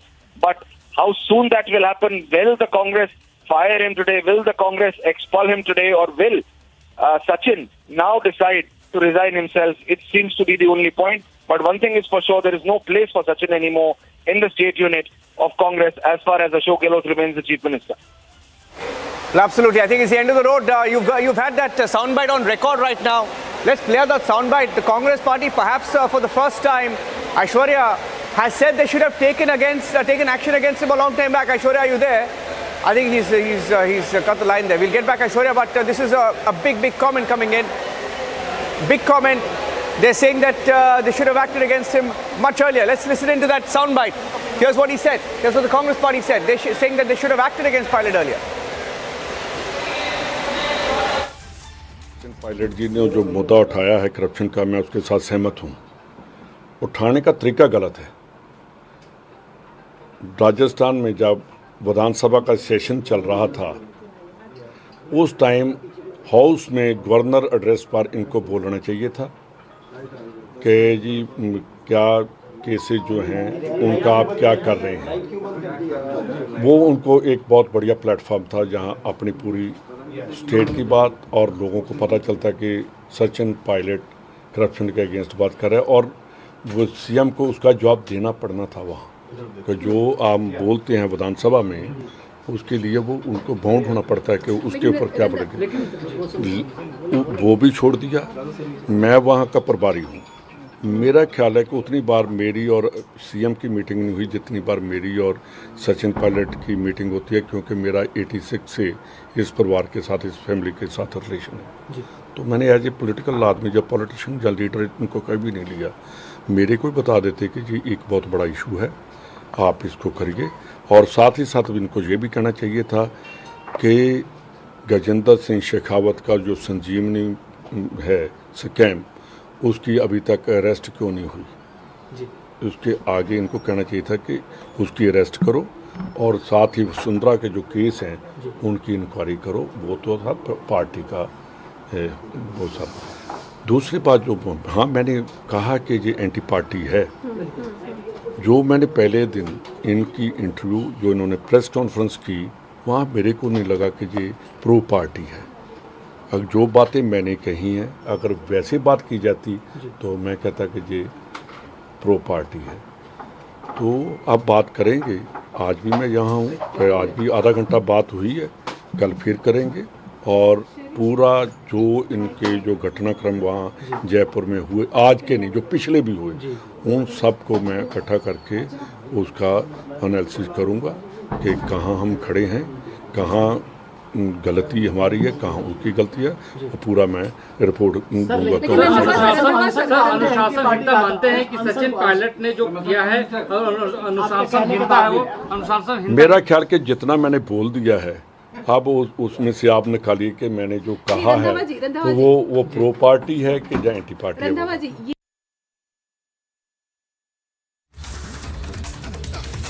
All right, so amid the pilot fiasco, these are the back-to-back reactions that are coming in, where remember Ashok Gehlot is putting up a front, completely ignoring pilot coming out in retaliation. On the other hand, a pilot who has been in the national capital since yesterday has still not gotten a meeting face-to-face with the top leadership of the Congress. What does this really mean? Will he be ousted? Will he be expulsed? Or is it that he wants to make his way out such that he can play the victim card? Are the several options that are now being considered. I want to cut across to my colleague Piyush Ori, who's on the ground. He's tracking all the developments. Piyush, well, we know until now that pilot hasn't gotten a meeting with Sonia Gandhi Vadra. And he was in Delhi for that to meet with either Kharge or Sonia Gandhi, I beg your pardon, Priyanka Gandhi. None of that has happened. We are also getting these latest pictures where he is just leaving from his residence. Where is he headed now and what's next for him? So yes, I can just tell you that there have been some very dramatic developments that have just taken place. Sachin Pilot was at his residence at 5 Canning Lane in Newton's, Delhi since morning. He did not venture out, and then suddenly in the evening, just over 15 to 20 minutes back, he just went all of a sudden outside to an undisclosed location. Now, it was expected that he may go to Congress headquarters at 24 Akbar Road. However, when we reached over there, we saw that he did not go there. So now we are following him. We are seeing that where he would have visited, where he is likely to visit, and his now coming out also becomes equally significant, taking into consideration as the top Congress leaders in Delhi have brushed him aside. They have not given him an appointment to meet him. So now it's going to be interesting to see that what his next move would be. Back to in the studio. Absolutely, what his next move would be, because several possibilities are being considered at this point, Piyush, to whether he's wanting things to turn out the way they are, or whether he's really seeking an audience with Priyanka Gandhi Vadra or Mallikarjun Kharge to solve the issue. Now, Ashok Gehlot, in that news conference that he held this afternoon, where all eyes were really on whether he will talk about Sachin Pilot and what really happened yesterday, he completely ignored all of that, talking about governance in the state of Rajasthan. Our political editor also suggests that Sachin Pilot, given the retaliation, may not have a place in Rajasthan Congress anymore. If that is the case, what are his future plans? Where is he headed? Because he does seem to be signaling again and again that he has a strong sense of support.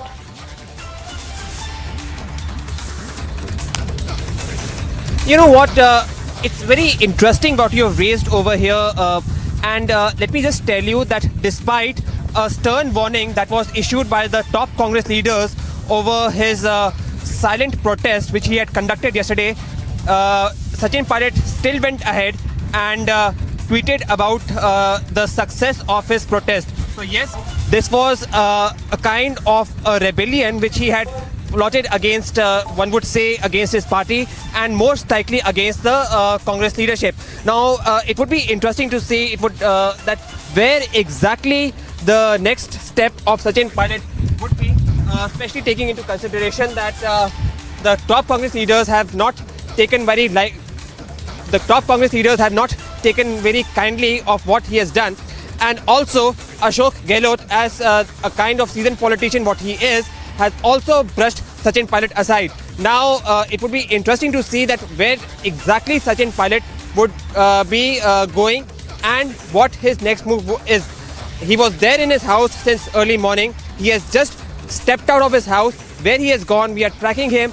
And again, as I said, that his next meeting with the person whom he's going to meet is going to decide about what his next step going to be. So yes, some very interesting days ahead for Sachin Pilot, and one would say some very troubling and very anxious days ahead also for the Rajasthan Congress. Back to you in the studio.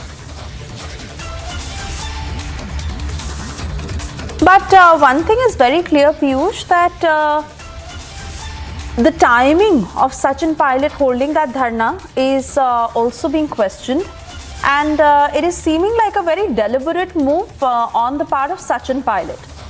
He announced this dharna, he went ahead with it, he raised his voice against the Gehlot government. Now he is in the national capital. Is this all a part of a larger plan that he has in mind, or he is wanting to settle things with the Congress?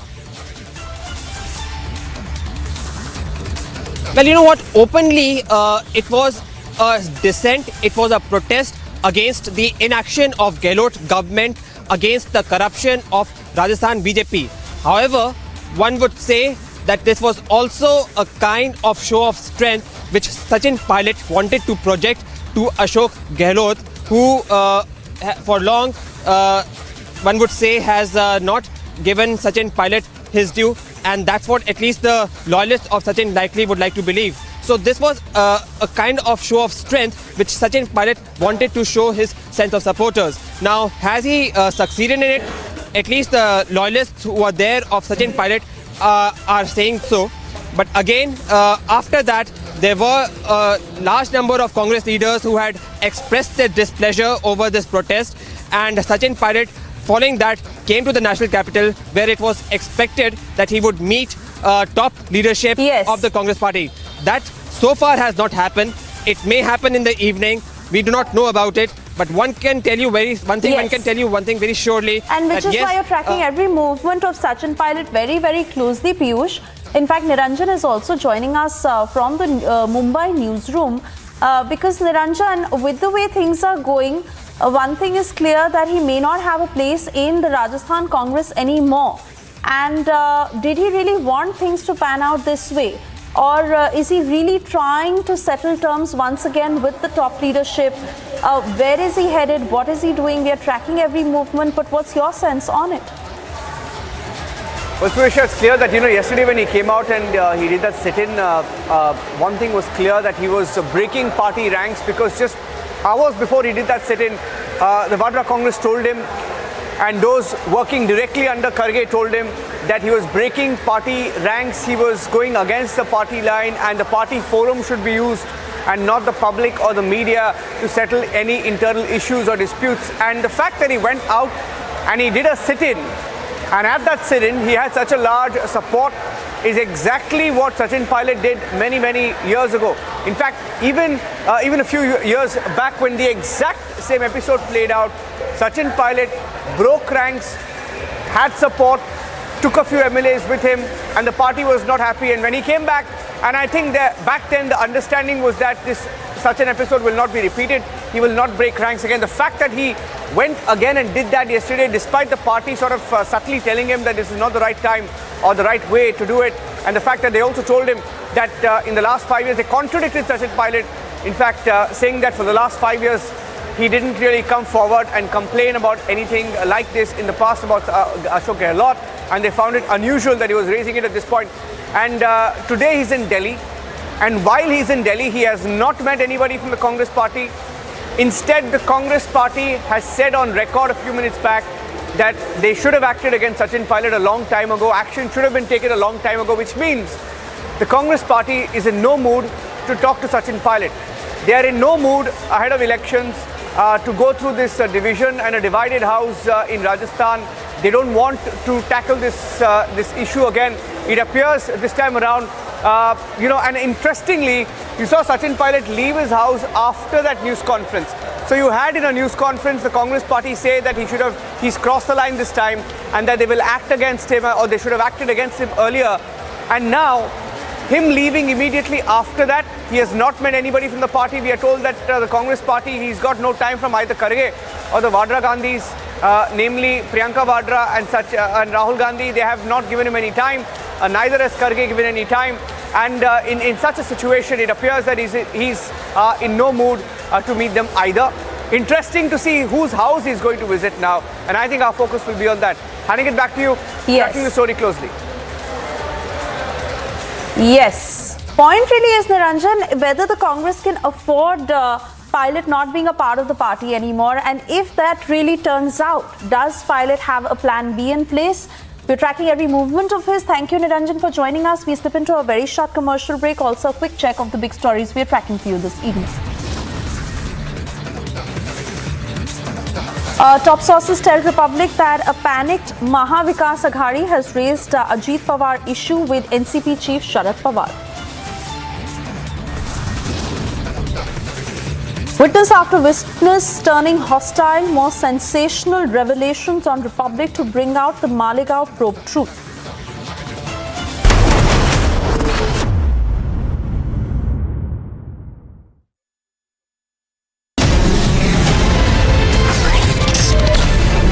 Your friend Mamata Banerjee, she says that आप consult नहीं करते, like on disinvestment, opposition should have been consulted. हमने सोचना बंद नहीं किया। करोड़ों की संख्या में रिपब्लिक भारत और रिपब्लिक टीवी दोनों को देश में लोग देख रहे हैं। ये सब कभी ना कभी ट्रेन का सफर करते हैं। अब हम चाहते हैं कि वो ट्रेन का सफर अंग्रेजी में SUFFER सफर ना रहे, वो एक सुगम सफर होता है।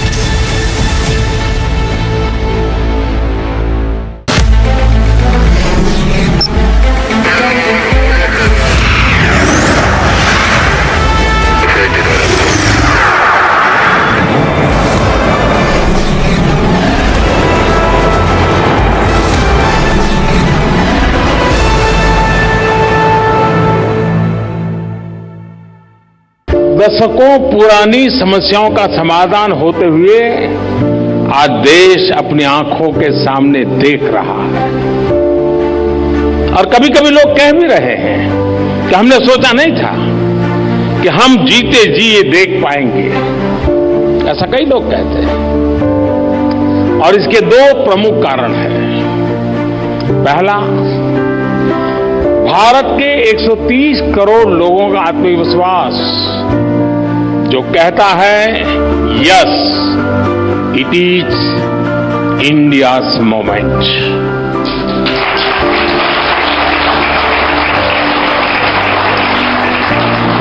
और दूसरा, भारत के 130 करोड़ लोगों की सोच जो कहती है nation first.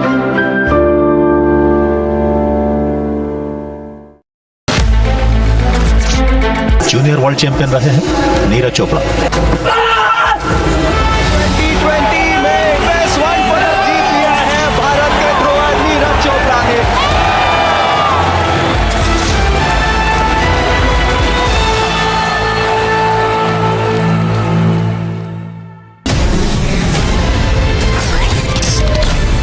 Why you say that elections don't matter because you cannot win elections.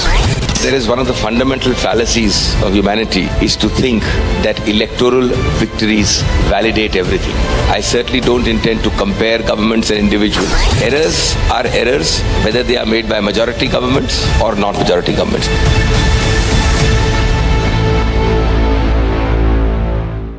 दशकों पुरानी समस्याओं का समाधान हो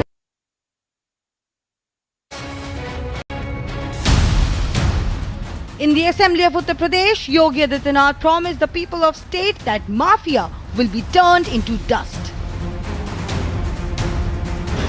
With the unrelenting bulldozer action, he has delivered on the promise. And now, the mafias admit the fear themselves. While Mafia Don and former politician Atiq Ahmed, who was being taken to Prayagraj, he made a big admission on camera. 6 साल से मैं jail में हूँ, मेरा पूरा परिवार बर्बाद हो चुका है।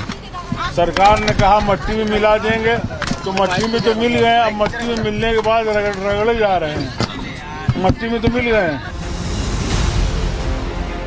Atiq will be produced in court in connection with Umesh Pal case.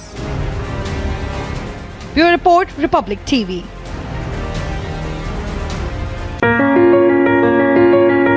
Dear viewers, in a few days we are bringing to you once again the Republic Summit. And this year our theme is fittingly about how this is a time of transformation. Yes, this is a time of transformation for an India that is growing 4 times faster than the world average.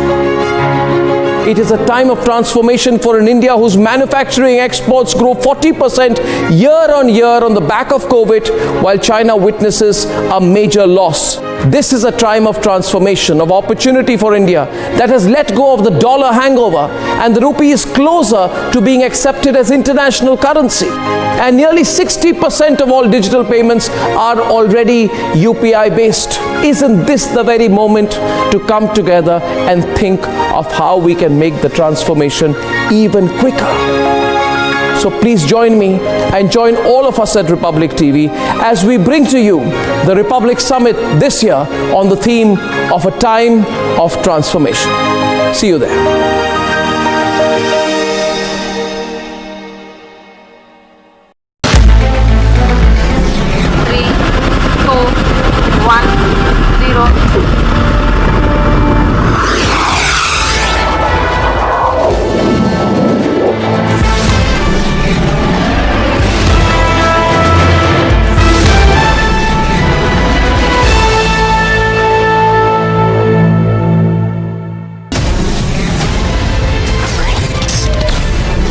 Your friend Mamata Banerjee, she says that आप consult नहीं करते, like on disinvestment, opposition should have been consulted. हमने सोचना बंद नहीं किया। करोड़ों की संख्या में रिपब्लिक भारत और रिपब्लिक टीवी दोनों को देश में लोग देख रहे हैं। ये सब कभी ना कभी ट्रेन का सफर करते हैं। अब हम चाहते हैं कि वो ट्रेन का सफर अंग्रेजी में SUFFER सफर ना रहे, वो एक सुगम सफर हो जाए।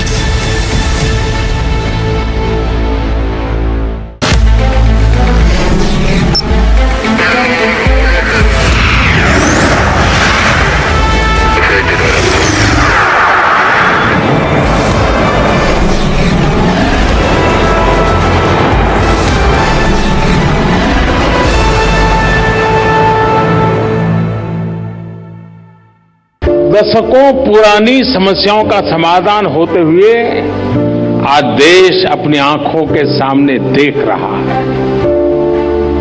और कभी कभी लोग कह भी रहे हैं कि हमने सोचा नहीं था कि हम जीते जी ये देख पाएंगे। ऐसा कई लोग कहते हैं। और इसके 2 प्रमुख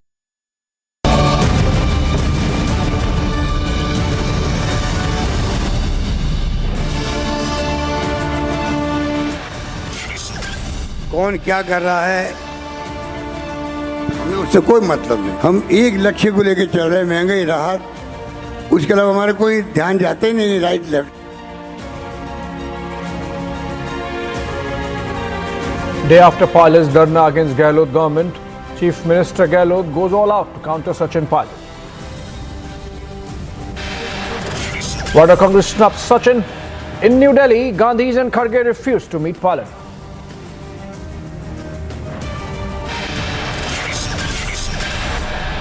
Keeping the speculation alive, NCP's Ajit Pawar meets Chief Minister Eknath Shinde and Deputy Chief Minister Fadnavis in Mumbai.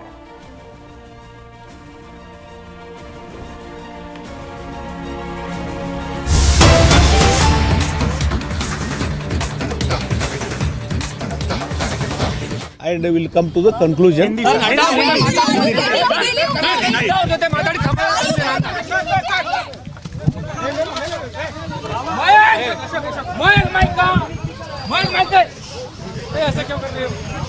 Ranbir ji गाड़ी, रणबीर जी गाड़ी, Ranbir.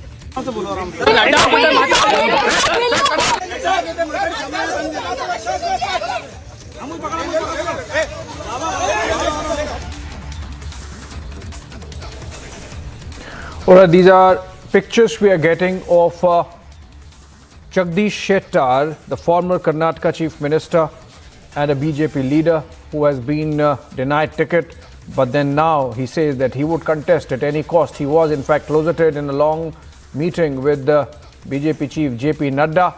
And now coming out of that meeting, surrounded by media persons in Delhi, it seems he is not willing to speak about what transpired in the long meeting that he had with the party chief. But Jagdish Shettar, former chief minister of Karnataka of the BJP, having been denied a ticket. Remember, the party announced 189 candidates for the upcoming elections in the state, which is going to polls on May 10th. And there is a groundswell of rebellion within the party, essentially because many veterans have been denied a ticket, including Shettar and KS Ishwarappa. Harsha is joining us live, in fact, from the ground there in Delhi. Harsha, it does not look like Shettar wanted to say something to the media, despite the fact that he has openly rebelled against the party and said that he would be contesting. What sense you're getting from there after Shettar's meeting with Nadda? You think he has toned down and that's the reason why he did not speak to the media?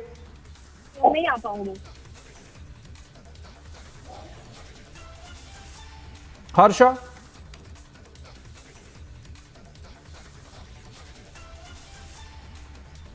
Okay, I think there is some issue connecting with Harsha Chandwani. She is reporting there from the ground where Jagdish Shettar met party chief JP Nadda of the BJP a while back in New Delhi. We'll try and connect. In fact, there is a soundbite coming, and if we can get the soundbite and try to understand what Shettar said.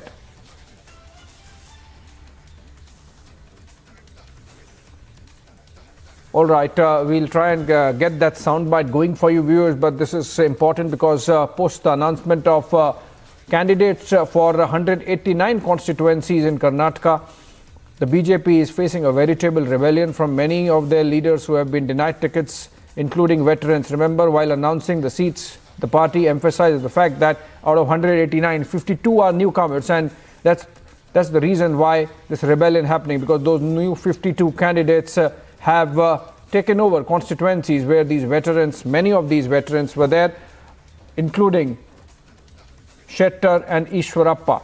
Also, we have seen how earlier former Chief Minister B.S. Yediyurappa had announced that he won't contest the polls anymore. Let's listen into what Jagdish Shettar said outside JP Nadda's residence to media persons. Please,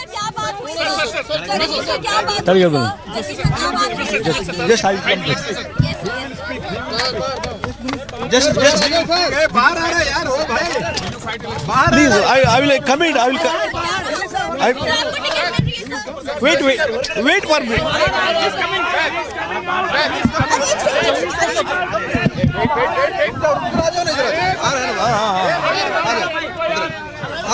चलो चलो उधर चलो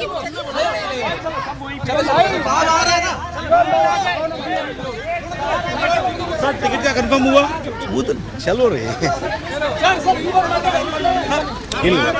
common है आराम से हट जाओ आपको बोलिए पीछे चलो पीछे कर रहे हैं पीछे चलो ना वेट फॉर टाइम वेट इधर आइए बात करेगा वेट फॉर 2 मिनट्स वेट इधर वेट मैडम जगह दे दो मैडम थोड़ा जगह दे दो वो आ रहे हैं ना just wait 5 minutes I will definitely everybody I will address it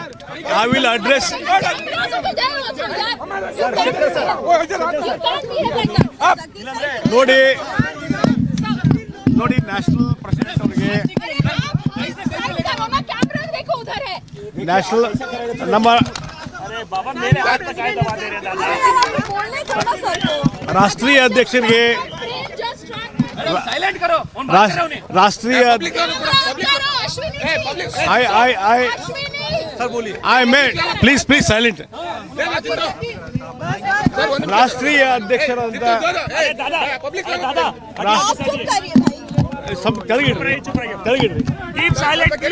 ರಾಷ್ಟ್ರೀಯ ಅಧ್ಯಕ್ಷರಂತ ಮಾನ್ಯ JP ನಡ್ಡಾ ಅವರಿಗೆ ನಾನು ಭೇಟಿಯಾಗಿ ನಿನ್ನೆ ಅವರು ಇಲ್ಲಿ ಬರ್ಲಿಕ್ಕೆ ಹೇಳಿದ್ರು ಹುಬ್ಳಿದವರ ಸೆಂಟ್ರಲ್ ಕ್ಷೇತ್ರದ ಇದ್ರ ಬಗ್ಗೆ ಅದ್ರ ಬಗ್ಗೆ ಚರ್ಚೆ ಮಾಡಲಿಕ್ಕೆ ಕರೆದಿದ್ರು ಮತ್ತು ನಾವು ನಮ್ಮ ಪಾರ್ಲಿಮೆಂಟರಿ ಅಫೇರ್ಸ್ ಮಿನಿಸ್ಟ್ರು ನಮ್ಮ ಭಾಗದ ಲೋಕಸಭಾ ಸದಸ್ಯರು ನಾವು ಇಬ್ಬರು ಹೋಗಿದ್ವಿ ಅವ್ರ ಜೊತೆ ನಾನು ಚರ್ಚೆ ಮಾಡಿದೆ ಮತ್ತು ಎಲ್ಲ ವಿಚಾರಗಳನ್ನು ತಿಳಿಸಿ ಹೇಳಿ ಅವರು ಅದಕ್ಕೆ ಎಲ್ಲ ವಿಚಾರ ತಿಳ್ಕೊಂಡು ಅದ್ರ ಬಗ್ಗೆ ಒಂದು ಯೋಗ್ಯವಾದಂಥ ಸರಿಯಾದ ನಿರ್ಧಾರವನ್ನು ಕೈಗೊಂತೀವಿ ಅಂತ ಹೇಳಿದ್ದಾರೆ ಅದಕ್ಕಾಗಿ ಮುಂದೆ ಅವರು ಏನು ನಿರ್ಧಾರ ಕೈಗೊಂತಾರ ಪಾರ್ಟಿ ನಿರ್ಧಾರ ಕೈಗೊಂತಾರ ಅದ್ರ ಪ್ರಕಾರ ನಡ್ಕೊಳ್ಳುವಂಥದ್ದಾಗಿದೆ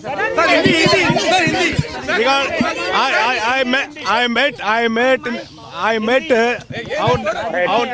I met National President JP Nadda ji and I explained everything about my constituency and I expressed that I am going to contest being as a senior leader and ex-chief minister.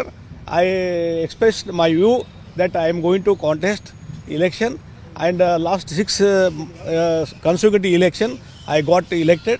So give me another opportunity and everything is explained and accordingly he expressed that he is going to discuss with other leaders and will come to the conclusion.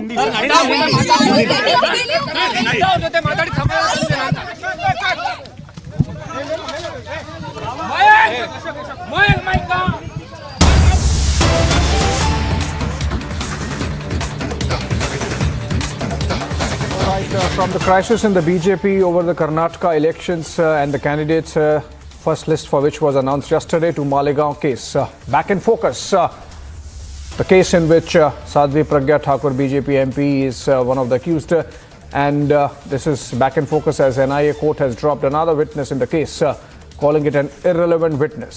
So far, 34 witnesses have turned hostile in the case of 2008. The public has accessed key witness statement that states that the RDX would have been planted by the Mumbai ATS to implicate the accused. It's a huge development coming in because the witness testimony suggests that the ATS itself might have planted the RDX.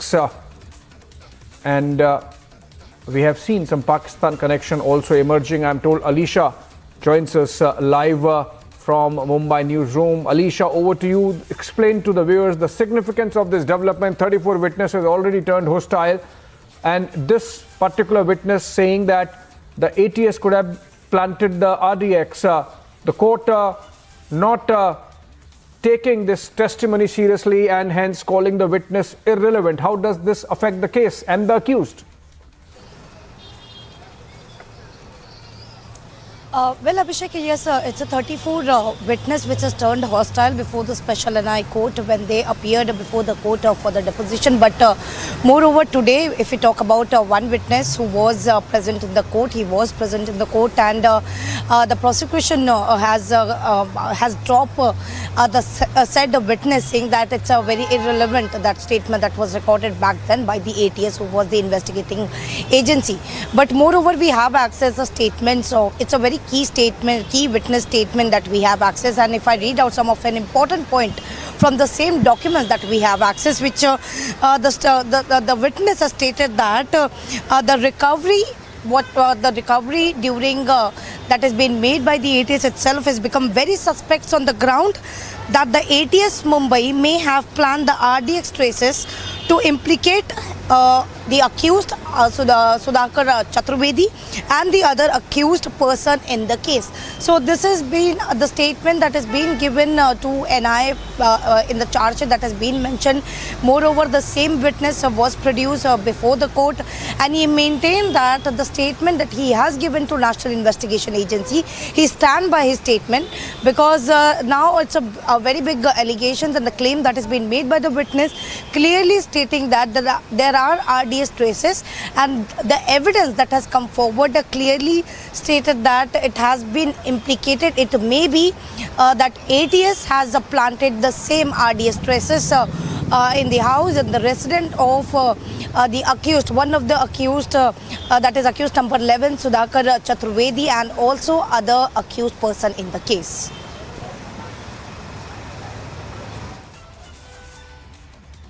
All right, thank you so much, Alisha, giving us updates on the Malegaon case, in which another witness has been polled as irrelevant by the NIA court. That's looking into it. And moving on, another important development in politics taking place in Delhi, and what a political scoop Republic is in fact getting you. Sources tell us that Nitish is eyeing the post of UPA convener. Sources suggest that Nitish raised the issue in the meeting with Congress President Mallikarjun Kharge and Congress leader Rahul Gandhi. And we remember viewers the press conference that took place after the meeting, in which Rahul Gandhi suggested that there's a new experiment being done at opposition unity. Not the first time, of course, but then Nitish Kumar coming together with Tejasvi Yadav, the Deputy Chief Minister, to Delhi and meeting Congress President Mallikarjun Kharge. It seems, apart from angling for the post of convener of UPA, this is an indication that the Congress leadership is still not acceptable to the larger opposition space, and that's why perhaps Nitish Kumar maneuvering and angling for the post of convener of UPA, which is as of now with Sonia Gandhi. And if he becomes, she's UPA chairperson, so if Nitish Kumar becomes the chairperson of or heads the UPA, perhaps the opposition believes that those parties which are uncomfortable with the Gandhis, even in the opposition space, might be little more amenable to the idea of opposition